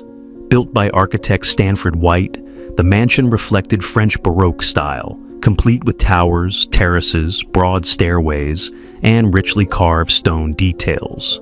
Inside, everything was customized. Marble fireplaces, delicate chandeliers, rare art, and imported furniture filled every corner. Kitty Mackay's personal suite included a marble bath carved from a single block of stone. Harbor Hill hosted events so magnificent that newspapers covered them nationally. One of the most famous was the extravagant party held for the Prince of Wales in 1924. The roof was lit with red, white, and blue lights that sparkled across the harbor. The long driveway was decorated with rows of glowing blue lamps. Hundreds of guests filled the estate until the early morning hours. The event was so bright that sailors at sea reported seeing the lights from miles away. These scenes echoed in Fitzgerald's thoughts when he described Gatsby's mansion lit as if on fire, filled with hundreds of guests and glowing brightly across the bay. Harbor Hill embodied the dream Gatsby could never truly reach. Oheka Castle, the last great palace of the Gold Coast. Standing proudly even today, Oheka Castle remains the most complete surviving example of Long Island's golden age. Built by Otto Hermann Kahn, a financier with boundless imagination, Oheka became one of the largest private homes in America, with 127 rooms and hundreds of acres of landscaped gardens. Unlike many other Gilded Age mansions, Oheka manages to survive not as ruins, but as a restored palace. Its long hallways, grand staircases, reflecting pools, and formal gardens capture the spirit of the era. Guests walking through its corridors can feel echoes of the world Fitzgerald once knew. The world of sparkling lights, romantic dreams, secrets, and whispered conversations beneath chandeliers. It is no surprise that Oheka served as the visual inspiration for Gatsby's mansion in the 2013 film adaptation starring Leonardo DiCaprio. Hollywood recognized what Fitzgerald had seen long ago, that this house contained the perfect mix of beauty, ambition, and fantasy. The survival of Oheka Castle reminds us that not all treasures are lost. Some live on to tell their stories. The Gold Coast fades into memory. By the end of the 1940s and 1950s, the world that inspired the Great Gatsby had begun to unravel. Large estates became too expensive to maintain. Servants became rare. Taxes rose. Many families could no longer afford their enormous homes. One by one, the great mansions were abandoned, sold, or demolished. In their place came modern developments, schools, smaller homes, and new neighborhoods. But even though the buildings disappeared, their stories remained. The Gold Coast became a legend, a symbol of wealth, beauty, love, ambition, and heartbreak. And through The Great Gatsby, it became eternal. Penn Station, the city's grand entrance to the modern world. As the mansions of the Gold Coast began to fade and the Gilded Age slowly softened into memory, another architectural story, equally dramatic and deeply emotional, was unfolding in the heart of Manhattan. This story did not revolve around a private home or a glittering ballroom. Instead, it centered on one of the most important public buildings ever constructed in the United States, the original Penn Station. Long before its destruction shocked the city, Penn Station was a monument to ambition. It was built during a period when America believed the future held no limits, when engineers dared to accomplish the impossible, and when architects imagined buildings that could rival the wonders of Europe. New York City wanted a gateway that announced its rise as a world capital, a structure that greeted travelers with dignity, beauty, and awe. The idea came from Alexander Cassatt, the powerful president of the Pennsylvania Railroad. He dreamed of bringing trains directly into Manhattan from New Jersey, something no one had done before. Until then, passengers traveling from the west had to stop at the river, board ferries, and cross the Hudson to reach the city. Cassatt believed this old system was unacceptable for a modern nation. His vision was bold, to dig tunnels under the Hudson River and build a station so grand that stepping inside would feel like stepping into a European cathedral. This was not a simple task. It required courage, money, engineering genius, and a willingness to challenge the limits of technology. But Cassatt was determined, and he would not stop until the project came to life. A palace for travelers, carved in stone and flooded with light. To turn his vision into a reality, Alexander Cassatt hired the architectural firm McKim, Mead, and White, one of the greatest design teams in American history. The firm was known for their classical style, inspired by ancient Rome and the Renaissance, and they approached Penn Station with the seriousness of artists creating a masterpiece. When construction began, New Yorkers watched in amazement. Hundreds of workers moved through enormous pits, laying foundations and assembling steel skeletons. Trains would eventually glide through tunnels hidden deep underground, opening a new chapter in American transportation. In 1910, after years of effort, the original Penn Station opened its doors, and the result left visitors speechless. The entrance along 7th Avenue was lined with towering stone columns, modeled after the temples of ancient Greece. The waiting room soared more than 150 feet into the air, its ceiling carved with beautiful patterns and illuminated by sunlight that poured through giant windows. The walls were made of Roman travertine, the same stone used in the Colosseum. Each room echoed with the footsteps of travelers, the soft murmur of voices, and the low rumble of arriving trains. The main concourse was even more breathtaking. Its enormous steel and glass roof allowed natural light to flood the space, creating patterns that danced across the floor throughout the day. People who entered the building for the first time often stopped in awe. They felt small, humbled by the vastness around them, but also uplifted by the beauty. Penn Station did not simply serve a purpose. It created an experience. It reminded visitors that travel could be meaningful, even poetic. For decades, the station welcomed millions of people. Soldiers returning from war stepped into its light-filled halls. Families departed on vacations or reunions. Immigrants arriving from distant lands passed through its doors as they began new lives in America. Penn Station was more than a building. It was the city's front door, the slow decline of a masterpiece. But time can be cruel, even to legends. By the 1940s and 1950s, America was changing. Automobiles became more common, highways grew longer, airplanes replaced trains for long-distance travel. The excitement that once surrounded railroads slowly disappeared, passenger numbers fell sharply, and revenues dropped with them. The Pennsylvania Railroad, once one of the mightiest corporations in the world, began to suffer financially. Maintenance on Penn Station grew expensive. The enormous halls required constant cleaning, painting, and repairs. But the railroad no longer had the money to keep the building in pristine condition. As the years passed, soot settled on the ceiling, paint peeled, advertisements cluttered the walls. What was once a dazzling space began to feel dark and tired. Some travelers complained that stepping inside felt like stepping into a forgotten relic of a different age. Executives at the Pennsylvania Railroad started thinking not about saving Penn Station, but about how they could use its valuable land to survive. Manhattan real estate had skyrocketed in value. The airspace above the station was worth millions. Developers began proposing new ideas: an office tower, a sports arena, commercial spaces. Slowly, the idea of demolishing the original station, which once would have seemed unthinkable, became a real possibility, a decision that shocked the nation. In 1961, the Pennsylvania Railroad quietly made a decision that would change architectural history forever. They agreed to tear down the station and replace it with a new structure, a sports arena above ground, and a new smaller train station buried below street level. When the news reached the public, the reaction was explosive. Architects, historians, artists, and ordinary New Yorkers were outraged.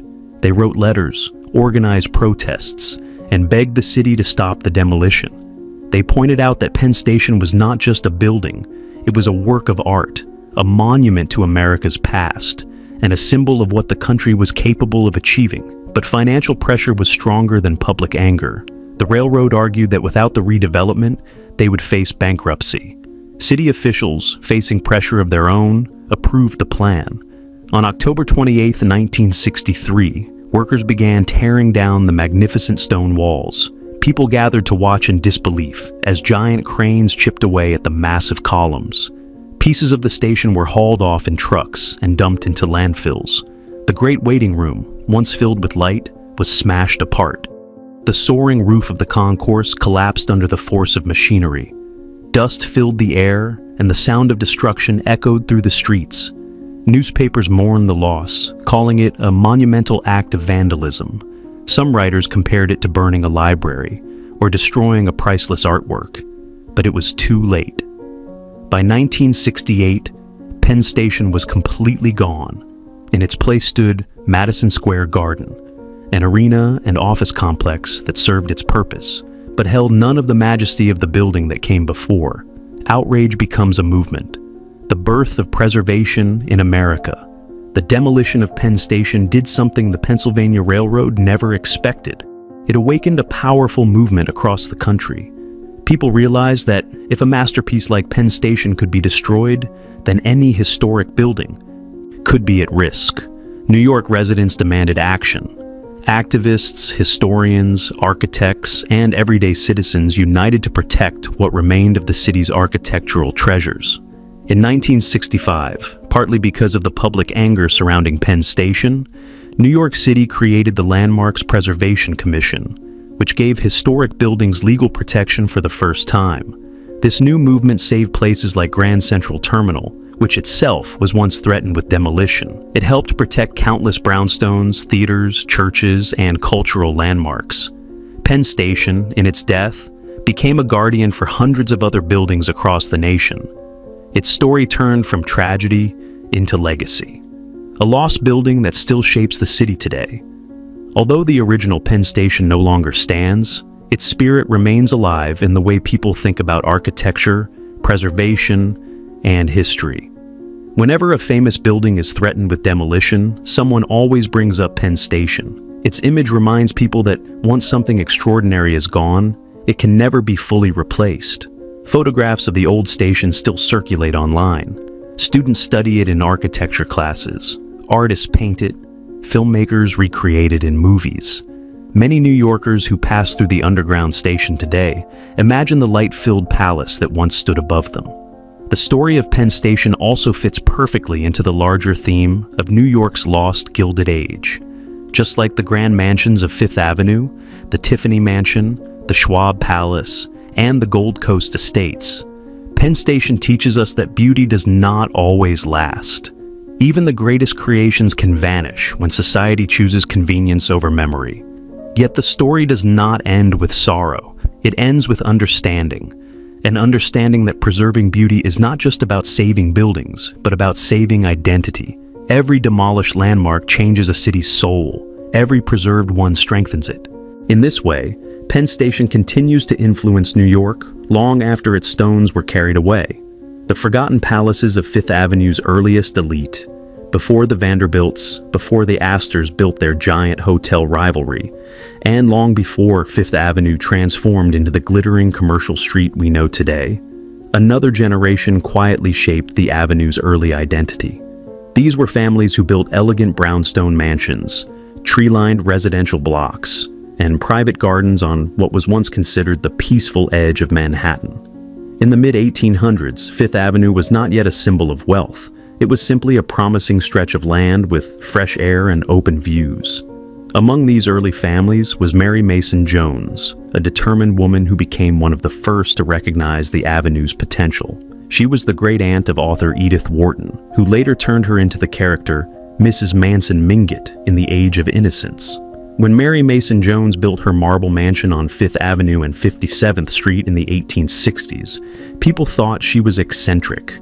The neighborhood was still relatively empty, with few homes and long stretches of undeveloped land.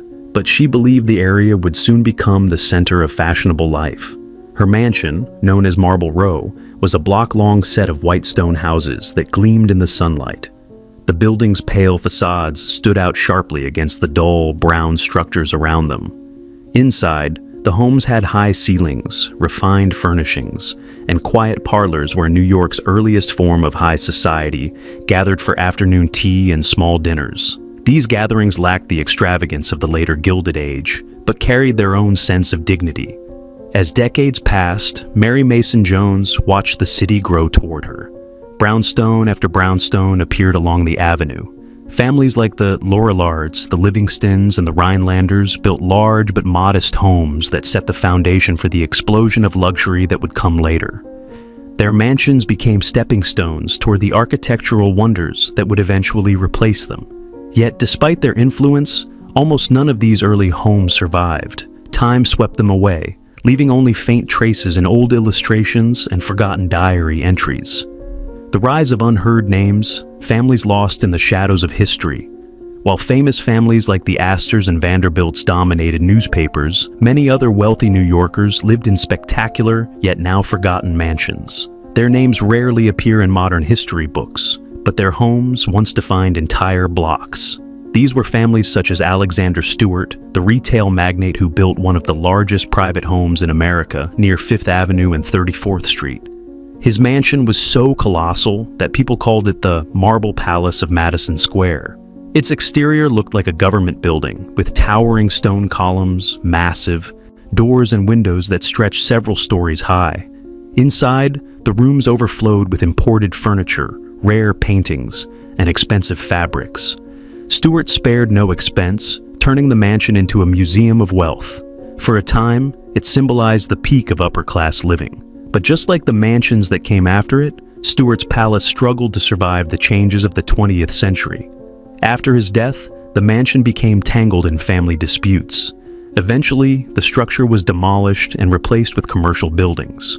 Today, hardly anyone knows it once existed. Another forgotten name is Henry Parrish, a wealthy banker whose grand mansion once stood on Fifth Avenue and 16th Street.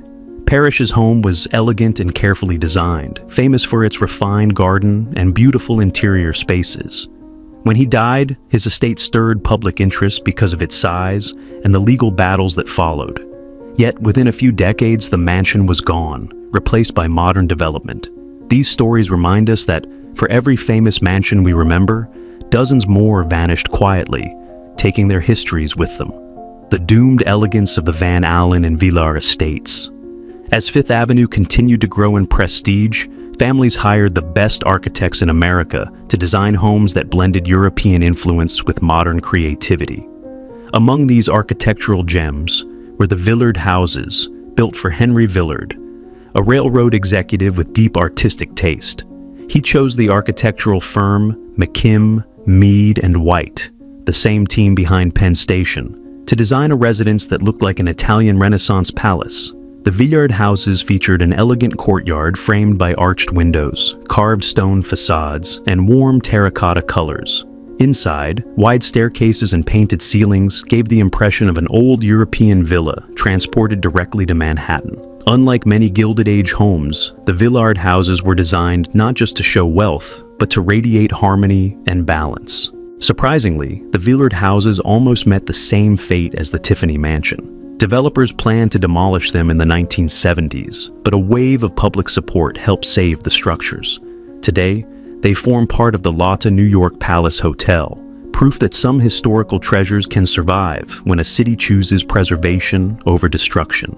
Not as lucky was the Van Allen Mansion, an architectural masterpiece inspired by Georgian and English manor styles. Built in the early 1900s, the house boasted long brick facades, tall windows, and meticulously crafted interiors. It was admired by architects for its restraint and beauty.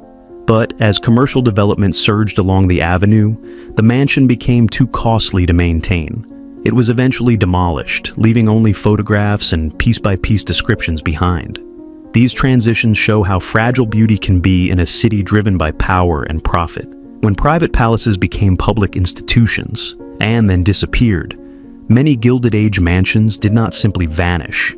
Instead, they shifted roles, becoming museums, clubs, schools, or embassies before eventually facing demolition. One example is the William C. Whitney Mansion, an extravagant home with marble staircases and extravagant ballrooms. After Whitney's death, the mansion functioned as a temporary site for museums and private gatherings. But like many grand structures, it became too expensive to preserve as real estate prices climbed. Eventually, the mansion was lost to developers who replaced it with modern skyscrapers. Another example is the Gilded Mansion, once known for its sweeping gardens and tall wrought iron gates. Its grounds included stables, orchards, and courtyards, luxuries impossible to maintain in modern Manhattan. After the family declined, the mansion became a school, then a government office, before it too disappeared under new development. These stories reveal a pattern. The city constantly repurposed old mansions, squeezing value out of them until nothing remained.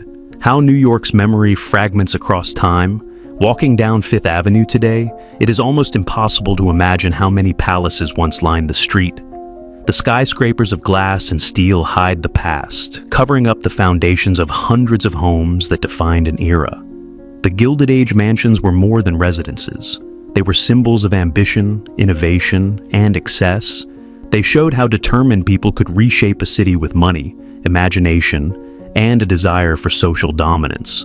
But the city grew faster than any mansion could withstand.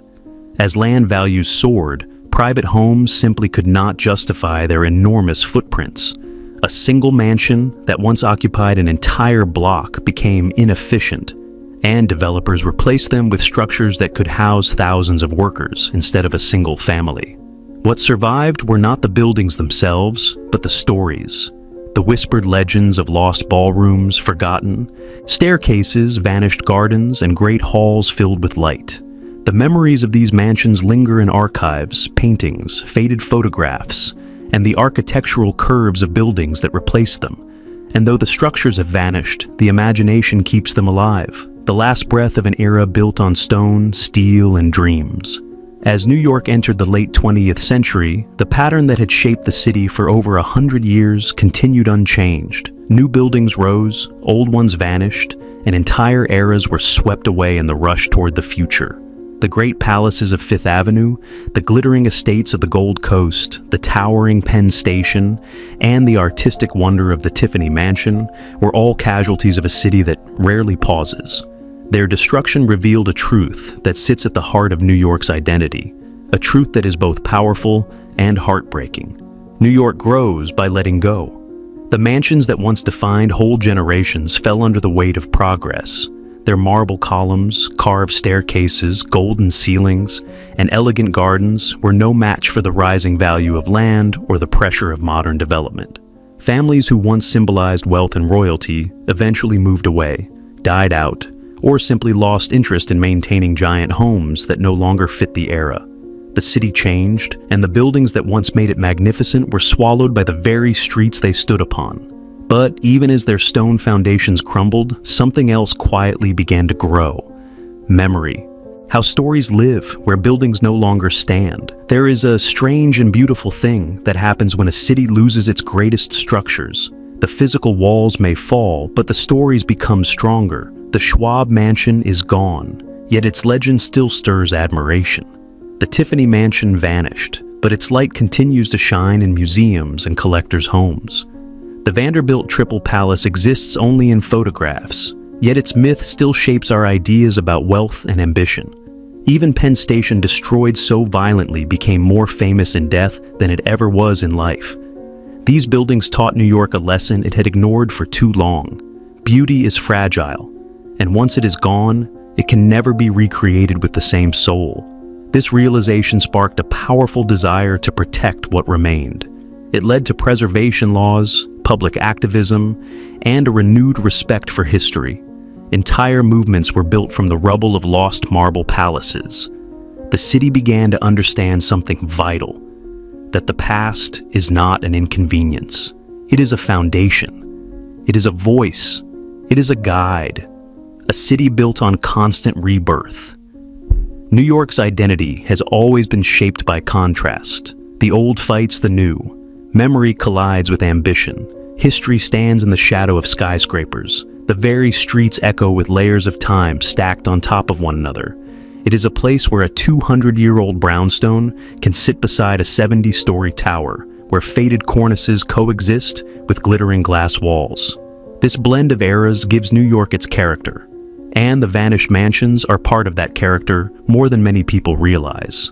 They live in the city's DNA, influencing architecture, literature, movies, fashion, and cultural imagination. The echoes of their ballrooms appear in the grand lobbies of hotels. Their sweeping staircases inspire the curves of modern towers. Their lost gardens whisper through the quiet corners of Central Park. New York never forgets completely. It remembers in pieces, the final legacy of the lost Gilded Age. When we look back at the great mansions of the Gilded Age, we see more than demolished houses. We see dreams turned into stone. We see ambition carved into architecture. We see the determination of people who wanted to prove something, to society, to family, to themselves. These mansions were not just homes, they were messages. The Vanderbilts wanted to show the country what new wealth could achieve. Louis Comfort Tiffany wanted to prove that art could rise from glass and light. Charles Schwab wanted to stand proudly among the giants of industry. The Gold Coast families wanted to celebrate prosperity and escape from reality. The builders of Penn Station wanted to create a gateway worthy of a nation. Each structure represented a story, and each story became part of New York's collective memory. Their endings were often sad, demolition, abandonment, or decay, but their impact remains powerful. They remind us that beauty is not permanent, but its imprint can last centuries. They remind us that a city is not defined only by what stands, but also by what has been lost. New York today, a city that carries its ghosts. Walk down Fifth Avenue today and look closely. Beneath the glass walls and storefronts, beneath the rush of taxis and the glow of neon, the ghosts of the Gilded Age still linger. You can feel them in the wide sidewalks where carriages once rolled. You can sense them in the shadows of modern towers built on the footprints of vanished palaces. You can almost hear faint echoes of orchestras playing in ballrooms that no longer exist, or the quiet footsteps of servants walking down hidden hallways now buried beneath skyscraper foundations.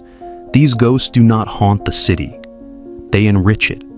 They give New York a depth unlike any other place in the world.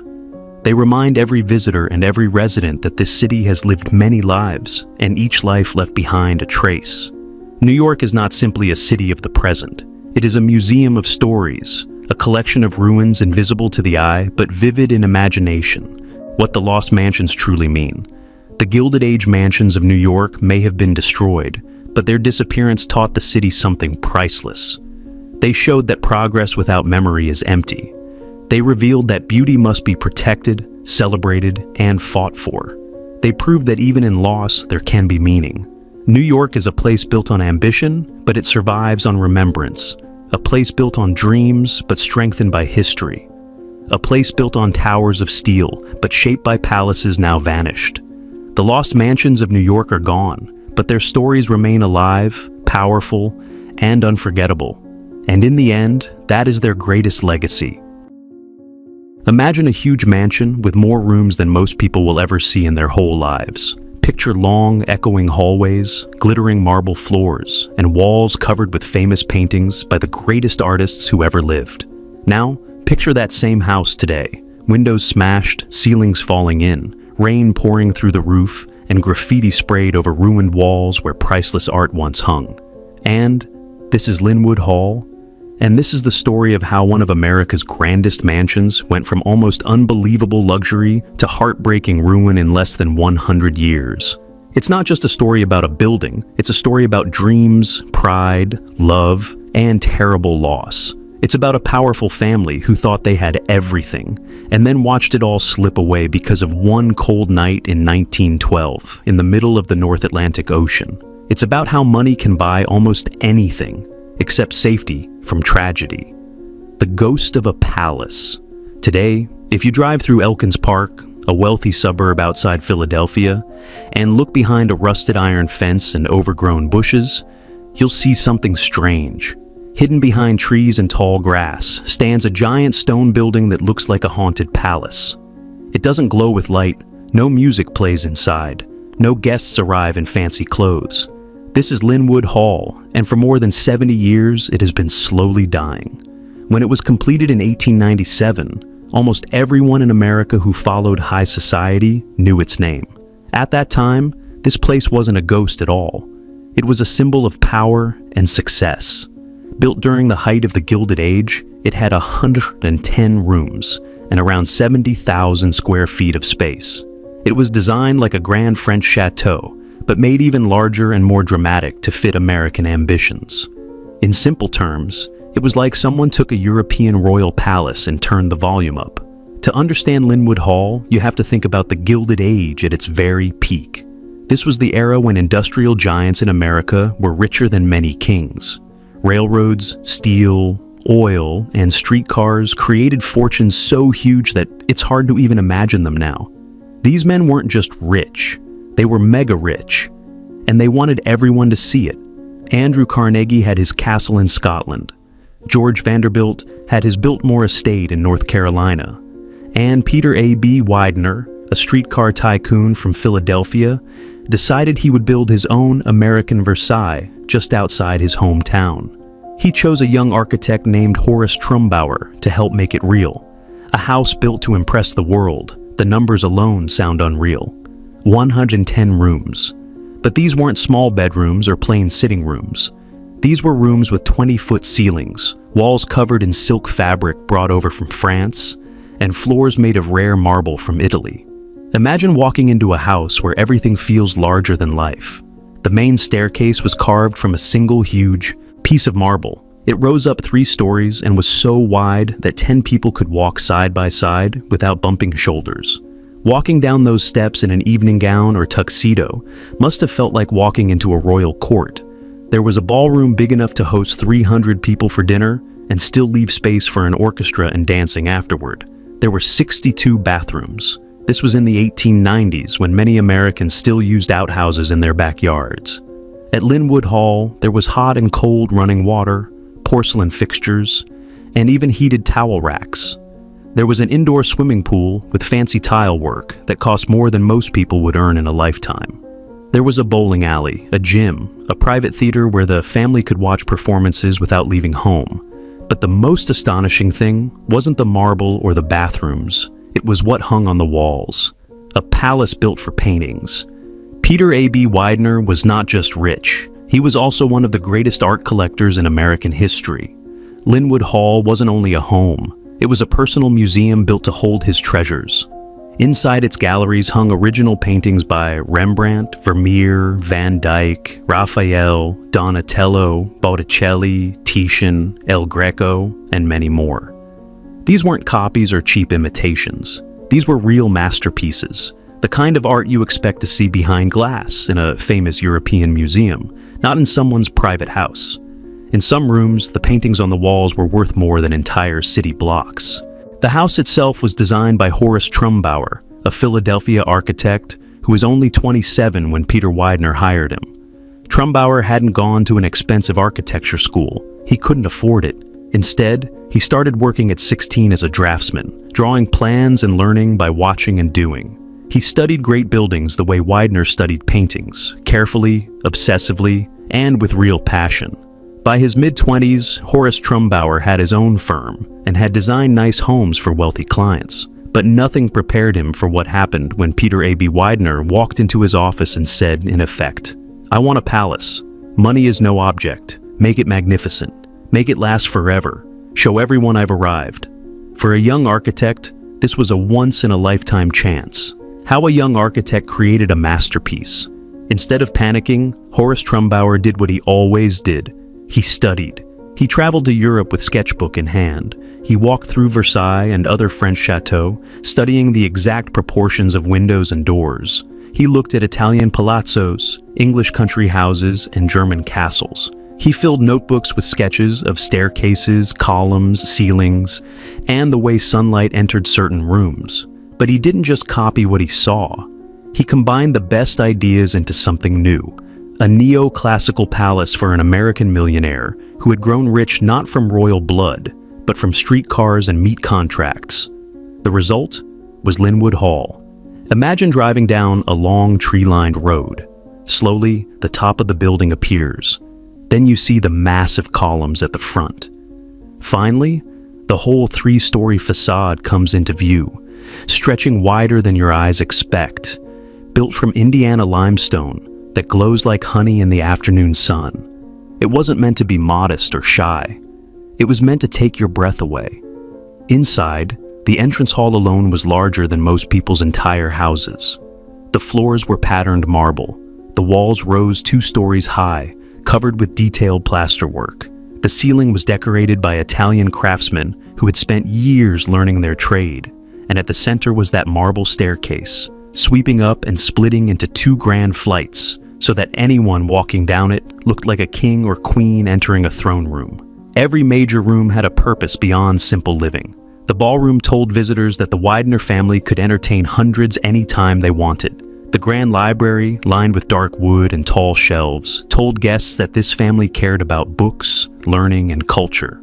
And the art galleries were designed like professional museum spaces with perfect light and carefully planned views so that each painting would be shown at exactly the right angle. Yet Trumbauer also understood that a house this huge could feel cold and empty. So he designed small, cozy rooms tucked inside all this grand architecture. There were warm sitting rooms where the family could drink coffee in the morning, breakfast rooms overlooking the gardens, private studies where Peter Widener could read and think in peace. In these spaces, the house could feel like a home, not just a stage. Linwood Hall was built with the newest technology too. It had central heating powered by big coal boilers in the basement. It had electric lights, a private phone system that connected rooms, and even 2 elevators, one for the family, one for servants and deliveries. In 1897, this was high-tech living. Hundreds of workers, stonemasons, plasterers, carvers, and craftsmen from different countries worked for 3 years to bring Trumbauer's designs to life. When the mansion was finally finished, Horace Trumbauer was only 30 years old. He had already created the greatest work of his career. The house seemed ready to stand for centuries. No one imagined how quickly everything would fall apart. The boy from a bricklayer's family. To understand why Linwood Hall existed at all, we have to look at the man who paid for it, Peter Errol Brown Widener. Peter A.B. Widener was born in Philadelphia in 1834. His father laid bricks for a living. His mother earned extra money by sewing. They lived in a small house in a working-class neighborhood, like many families in the city. There was no sign that their son would someday be one of the richest men in America. At 13, Peter quit school to help support his family. He worked as an errand boy and then in a butcher shop. By 19, he had saved enough to buy his own small butcher shop. It wasn't fancy, but it was his. Then history changed his life. The Civil War broke out, and Peter Widener got a contract to supply meat to the Union Army. It was hard work, buying cattle, slaughtering them, and moving meat to army camps, but it was also extremely profitable. Widener was tough, organized, and not afraid to make hard choices. By the end of the war, he had enough money to start investing. He noticed something many people ignored. In the 1870s, American cities were growing fast, and people needed a way to travel from their homes to jobs and shops. Horse-drawn streetcars were becoming the main way to move around crowded streets. Most people saw them as a normal business. Peter Widener saw them as the future. He started buying streetcar lines in Philadelphia, combining them into a powerful system. He made them more efficient and used his sharp business sense and his political connections to gain control. When electric streetcars began to replace horses in the 1880s, Weidner was already perfectly placed. He owned the lines and had the cash to modernize them. He didn't stop with Philadelphia. He invested in streetcar systems and elevated trains in cities like Chicago, New York, and Baltimore. He bought rivals, pushed others out of business, and formed trusts that cut down competition. Workers often hated him for low wages. Reformers called him corrupt. Other businessmen feared him. But Peter A.B. Widener believed this was simply how the Gilded Age worked. Andrew Carnegie dominated steel. John D. Rockefeller dominated oil. Widener dominated urban transportation. If you didn't crush your rivals, they would crush you. By the 1890s, Peter Widener was one of the 20 richest men in the United States. His fortune may have been between $50 and $100 million back then, equal to billions today. He sat on the boards of major companies and influenced banks, utilities, and industries across the country. His opinion could make or break a business. A robber baron who loved beauty. But there was something different about Peter A.B. Widener compared to some other Gilded Age tycoons.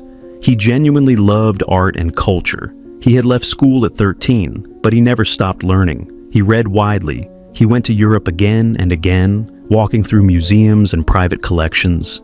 He didn't just buy whatever was expensive. He studied, asked questions, and trained his eye to recognize quality. He hired experts to advise him, but he also trusted his own judgment.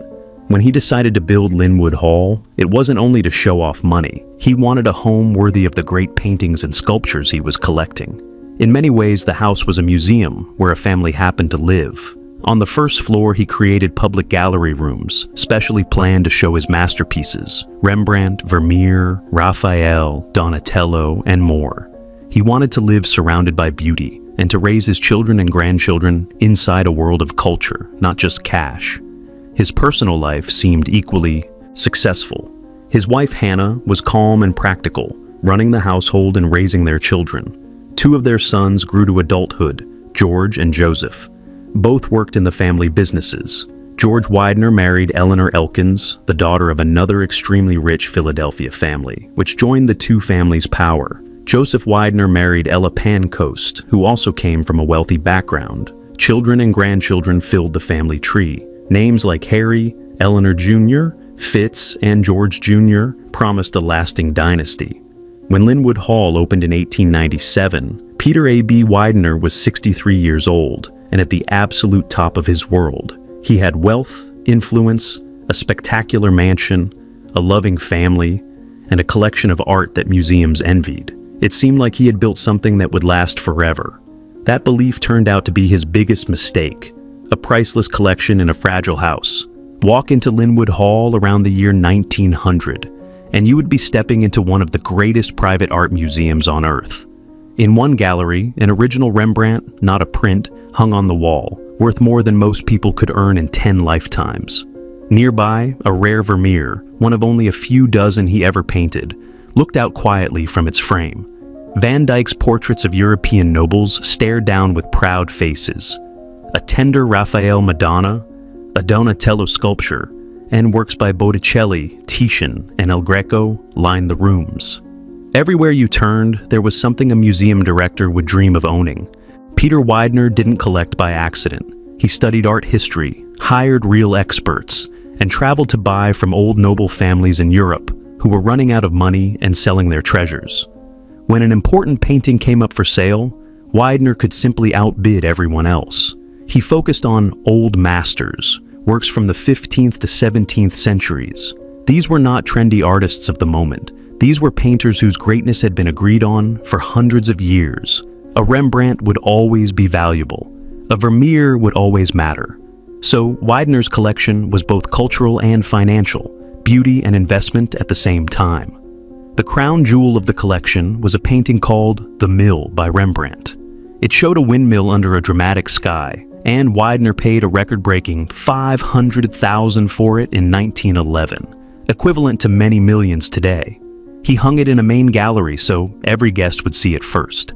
It was his proudest possession. He didn't only buy paintings, he collected Chinese porcelain from the Ming and Qing dynasties, sculptures from the Renaissance, medieval manuscripts, royal furniture, and tapestries that had hung in European castles. Almost every room in Linwood contained something rare and important. His sons shared his interest. George Widener became an expert in miniature portraits and rare books. His son Harry fell especially in love with beautiful and rare volumes. By his 20s, Harry Widener had built an incredible collection, early editions, manuscripts, and treasures that serious scholars longed to study. He dreamed of someday giving his books to Harvard University and building a grand library in his name. But the very thing that made the collection special also made it vulnerable. It wasn't kept in a heavily protected museum with guards and alarm systems. It was kept in a private home. Yes, there were gates and servants, but in the end, it was still just a house.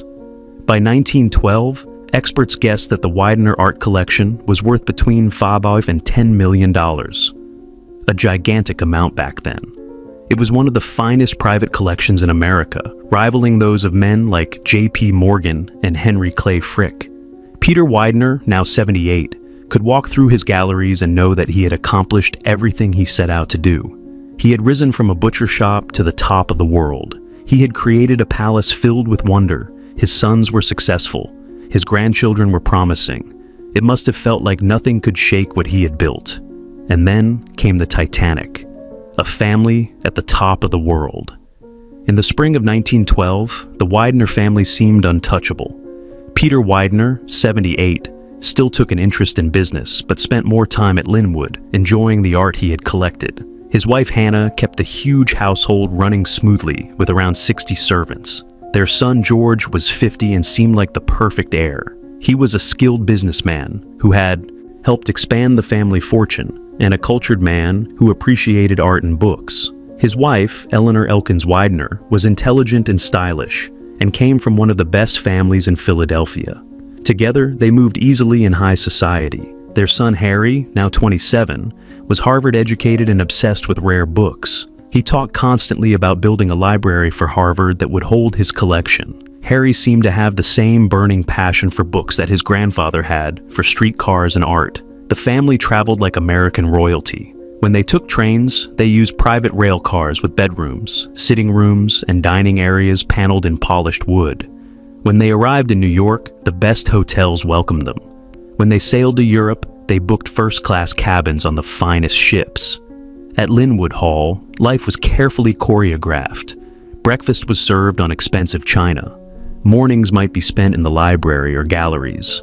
Afternoons could be for business meetings, social calls, or drives in horse-drawn carriages and, later, luxury automobiles. Evenings often meant large dinners with powerful guests. Behind the scenes, servants cleaned, cooked, and carried, making life seem effortless for the family. George and Eleanor had 3 children, Harry, Eleanor Jr., and Fitz, plus George Jr. The younger children were growing up surrounded by servants, art, and endless comfort. To them, the mansion was just home, but no amount of comfort could protect them from what was coming. That spring, George decided to take Eleanor and Harry on a trip to Europe. They would visit art galleries, buy new pieces for their collections, and enjoy Paris and London in the springtime. When it was time to return home, they booked passage on a brand new ship, the largest, most luxurious ocean liner ever built, RMS Titanic. Of course, they traveled first class, a floating palace at sea. On April 10, 1912, the Wideners boarded Titanic at Cherbourg, France. Their first-class suite was as luxurious as any top hotel. The dining room was famous for its fine food. Other first-class passengers included some of the richest and most important people in America: John Jacob Astor IV, Benjamin Guggenheim, and Isidore and Ada Strauss, co-owner of Macy's. For people like George and Eleanor, this felt almost normal. These were their peers. Harry Widener was thrilled. In London, he had bought a rare book by Francis Bacon, an edition from the 1500s that he treasured. He carried it with him everywhere. On board, he met other educated passengers and spent hours in the ship's library talking about books and plans for the future. Maybe he'd start on that library sooner than he thought. Eleanor enjoyed the trip in her own way, shopping in the ship's boutiques, writing letters, and socializing. Everyone recognized the Widener name. People wanted to be seen talking to them. The trip was both exciting and exhausting. George relaxed more than he could at home. Away from constant business pressures, he could simply spend time with his wife and son, dine formally, and walk the decks under the open sky. On the night of April 14th, George and Eleanor hosted a dinner party at the ship's a la carte restaurant. The food was rich, the wine expensive, and the conversation lively. Important people came by their table. Captain Edward Smith stopped to chat.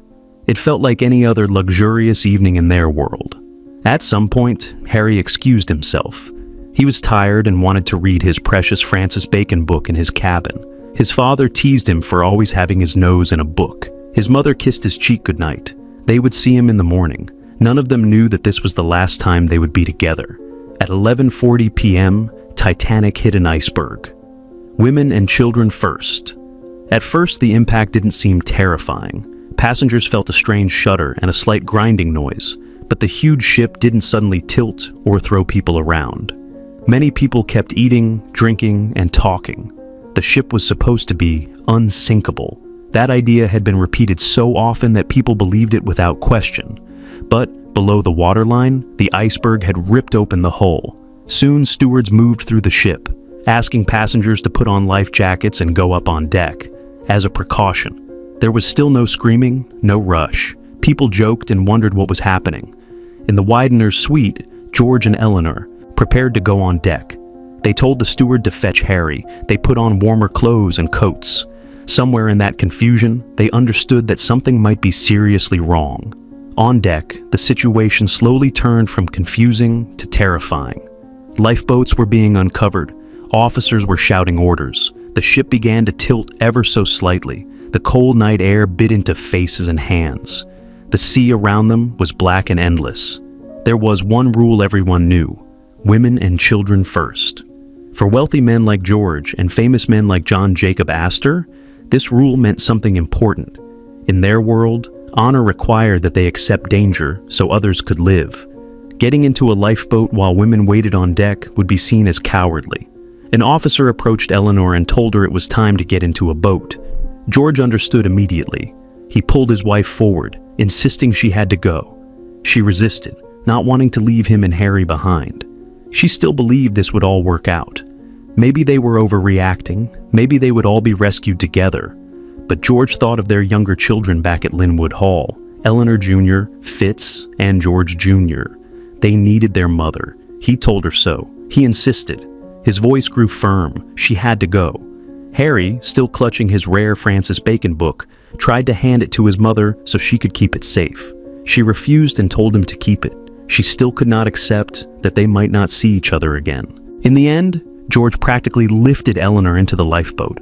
The boat began to lower into the freezing dark. As she dropped away from the deck, she looked up. George tried to smile, to look calm and strong. Harry raised a hand and waved.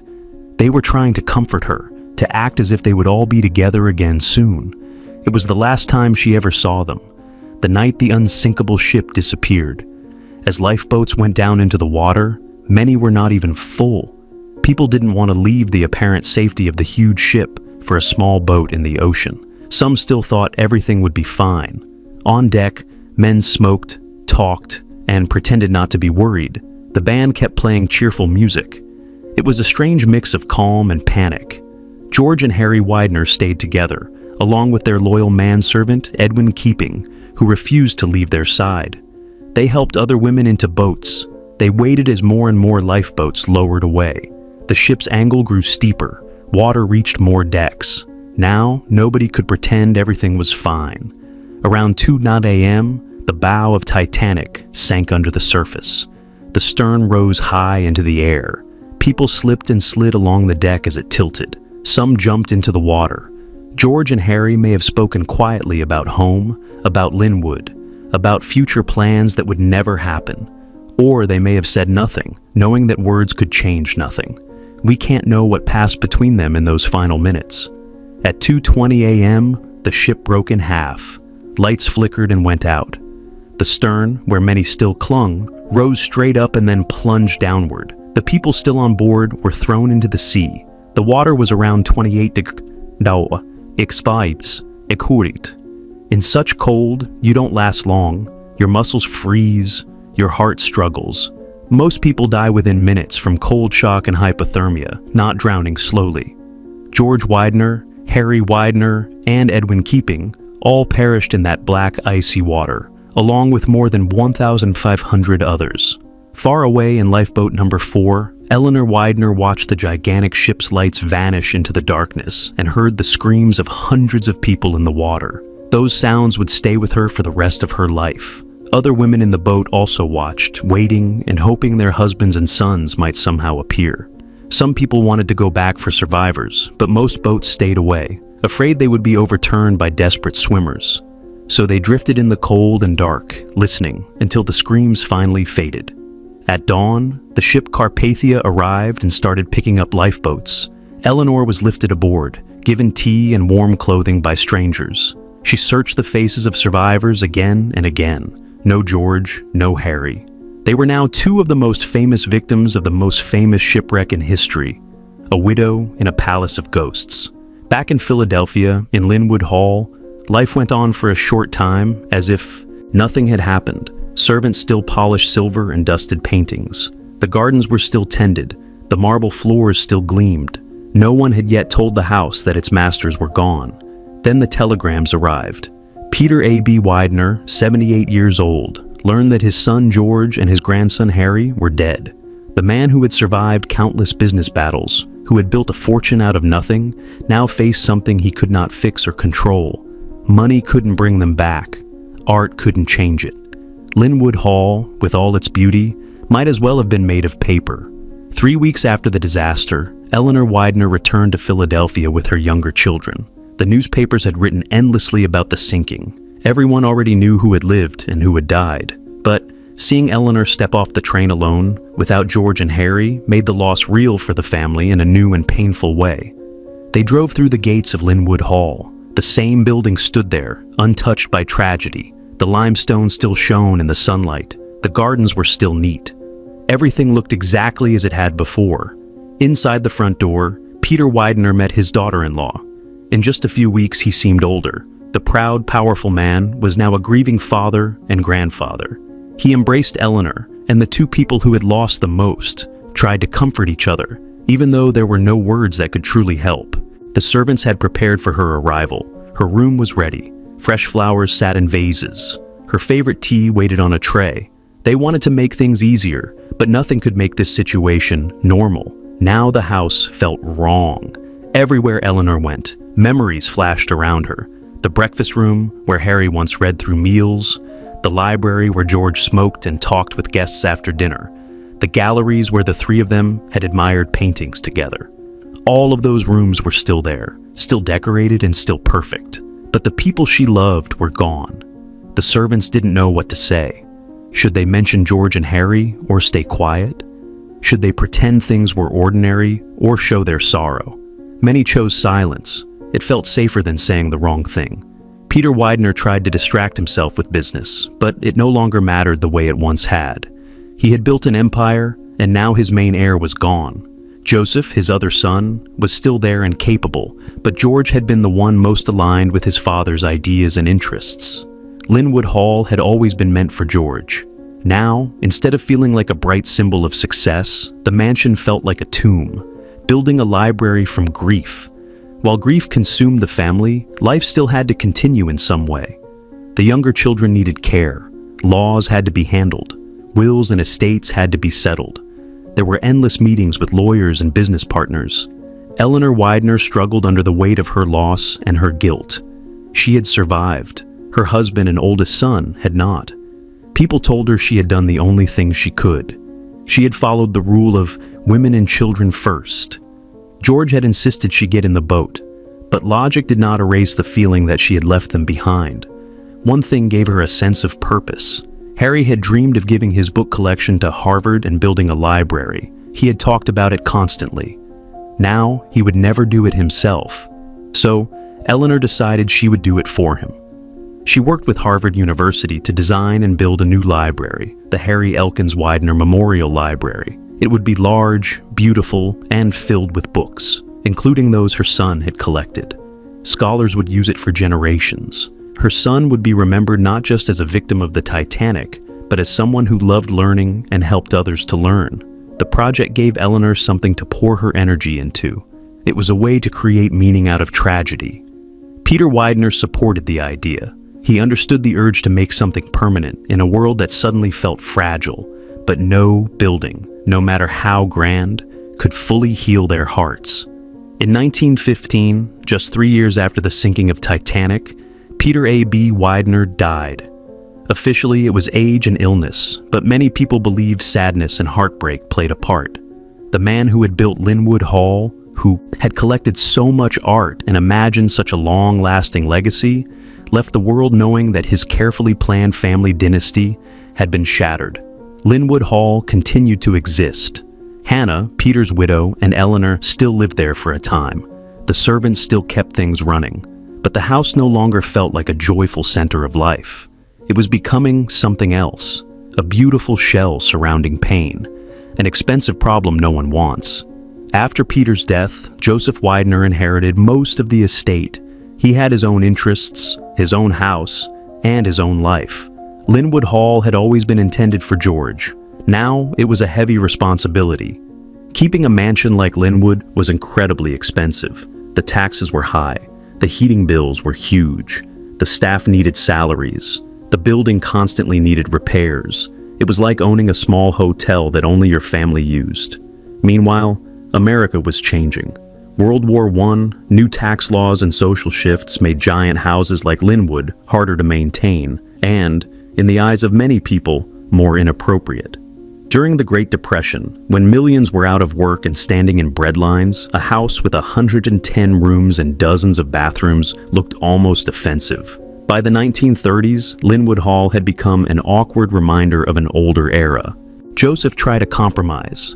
He did not move into the house full-time, but he did not immediately sell or abandon it either. Linwood became partly a warehouse for the family's remaining art, and partly a rarely used residence. The staff was greatly reduced. Whole sections of the mansion were closed off, covered in dust sheets, and left in darkness for months at a time. Gardens that once required many gardeners now had only a few workers, and wildness began to creep in. The most important paintings and sculptures were still there, but Joseph faced a hard question. Should such great art stay hidden in a half-empty private house? Or should it go to museums where the public could see it? In 1937, Joseph Widener made a major decision.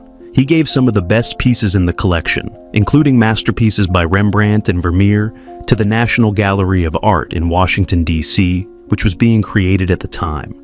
These works would now be protected and displayed for millions of visitors. The Widener name would live on inside the museum. But this choice also confirmed something else.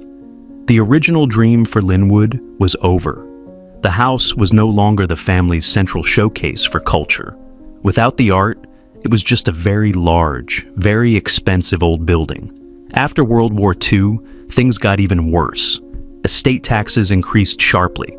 Servants became harder to hire, since people could get better wages and more freedom in factories and offices. Society was moving away from the world that had created houses like Linwood. By the 1950s, the mansion was effectively abandoned. It was still owned on paper, but no one lived there. The staff disappeared. Windows broke and were not replaced. The roof began to leak. Tree roots cracked old paths. The once perfect house was now a giant, slowly rotting shell. A palace had turned into a problem nobody knew how to solve. Decay, vandalism, and silence. Empty buildings attract trouble.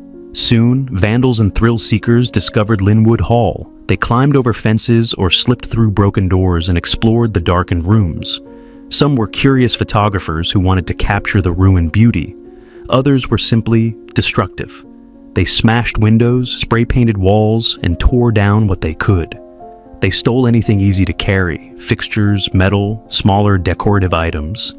They chipped at the marble staircase, broke delicate carvings, and ripped out copper pipes to sell as scrap. The same intricate plasterwork that Italian craftsmen had spent months creating was smashed in minutes by people with hammers and no respect for the past. Local preservation groups were horrified. They knew that Linwood Hall was Horace Trumbauer's greatest work and one of the finest Gilded Age mansions left standing. They wrote letters, gave talks, and tried to raise money. They begged the Widener heirs to sell or donate the house so it could be saved. But the situation was tangled with trusts, taxes, and legal issues. The family either refused or delayed, saying it was complicated.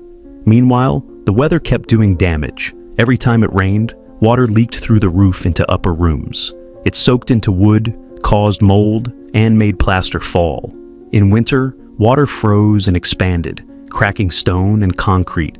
Year by year, Linwood rotted from the top down and the bottom up. By the late 20th century, large parts of the roof had collapsed. Some floors were so weak that anyone walking on them risked falling through. The basement flooded regularly. The once bright ballroom looked like a bomb had hit it. The gardens turned into a small forest. Urban explorers posted haunting photos online. Grand staircases covered in graffiti, ballrooms full of rubble, long hallways open to the sky.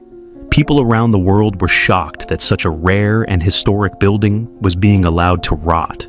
But shock did not fix the roof. The ruin no one can quite fix.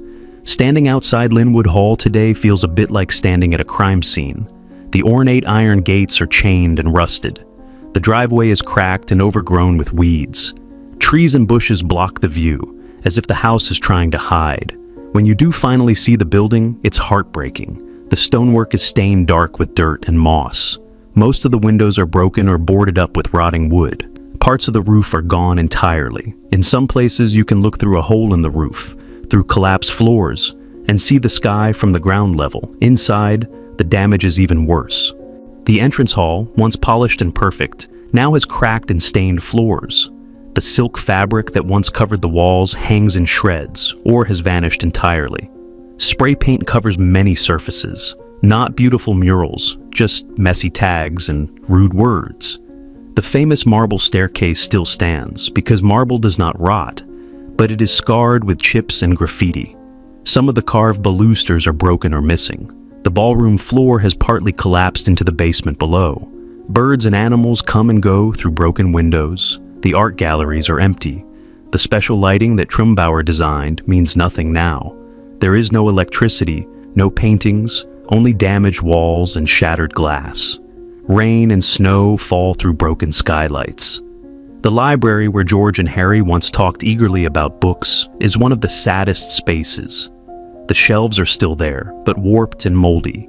The books they once held have long since been given away, sold, or moved.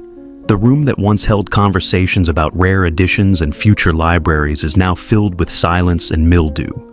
Below the main floors, the servants' areas and mechanical rooms are filled with standing water. The old heating system is a pile of rust. The kitchens are stripped bare, every valuable metal fixture torn out. Outside, the formal gardens are a jungle. Paths vanish under dead leaves. Fountains are broken and filled with trash. Statues have been smashed or stolen. The carriage house and staff quarters are collapsing. Again and again, preservationists have tried to find a way to save Linwood Hall. They got it listed on the National Register of Historic Places, which makes demolition harder, but that doesn't bring in money. Developers have looked at the property and done the math. To restore the mansion, they would need tens of millions of dollars, maybe 50 million, maybe 100 million or more, and then they would still need to find a use that would bring in enough money every year to keep it alive. The location makes things harder. Linwood Hall sits in a quiet Philadelphia suburb, surrounded by regular houses and streets. It does not have thousands of acres around it, like Biltmore. It can't easily become a resort or huge tourist attraction with hotels and wineries. Turning it into condos would be extremely difficult and expensive. Turning it into a museum would require constant funding. Local neighbors are frustrated. The building is dangerous and ugly in its current state. Teenagers still try to sneak in. One day, someone could be seriously hurt by a falling ceiling or collapsing floor. But the town does not want to take ownership of a giant ruin that could cost more than its entire budget to fix. So, for years, Linwood Hall has been stuck. Too important to tear down, too damaged and expensive to restore, and too legally complicated to easily sell. It's like a patient kept alive on the thinnest thread, slowly fading away while everyone argues about what to do. A last chance and a hard question. In recent years, a businessman named Richard Yoon, or similarly spelled, depending on the source you read, stepped in and purchased Linwood Hall with a plan to restore it. The idea is to bring the building back to life as a museum and event space, and to build other structures nearby to help pay for its ongoing care. The project is enormous. The house needs a new roof, new windows, new wiring, new plumbing, new heating and cooling, and serious structural repairs. The plaster and marble need careful restoration. Every system that makes a building livable has to be rebuilt. The price tag could easily reach or pass $100 million. If it works, Linwood Hall may once again be filled with light, music, and visitors. It will never again be the private home of a single family, but it might become a place where people come to learn about the Gilded Age, architecture, art, and the Widener story. But there is a hard question here. Should it be saved? Some preservationists say yes. They argue that Linwood Hall is one of the last and greatest examples of a type of mansion that almost doesn't exist anymore. It is the masterpiece of Horace Trumbauer, a man whose work helped shape American architecture. Letting it collapse, they say, would be like throwing away a piece of our cultural memory. Others say no. They point out that the same amount of money could save many smaller historic buildings across the country. They note that Linwood Hall stood empty and abandoned for decades while so many people needed housing, or schools, or hospitals. They ask if spending so much to restore a symbol of extreme wealth is really the best use of limited resources. There is no simple answer. What is certain is that Linwood Hall stands for more than stone and plaster. It represents the rise of a man who came from nothing and built a vast fortune. It represents the Gilded Age belief that wealth and beauty could build a sort of personal paradise. It represents the way tragedy can smash even the strongest seeming lives. Peter A.B. Widener tried to build for eternity. He got less than 1 century before his dream house became a ruin. His son George and grandson Harry died in a single terrible night aboard Titanic. The mansion they were meant to inherit died slowly over many decades. One death was sudden and shocking. The other was slow and silent. America's forgotten Versailles.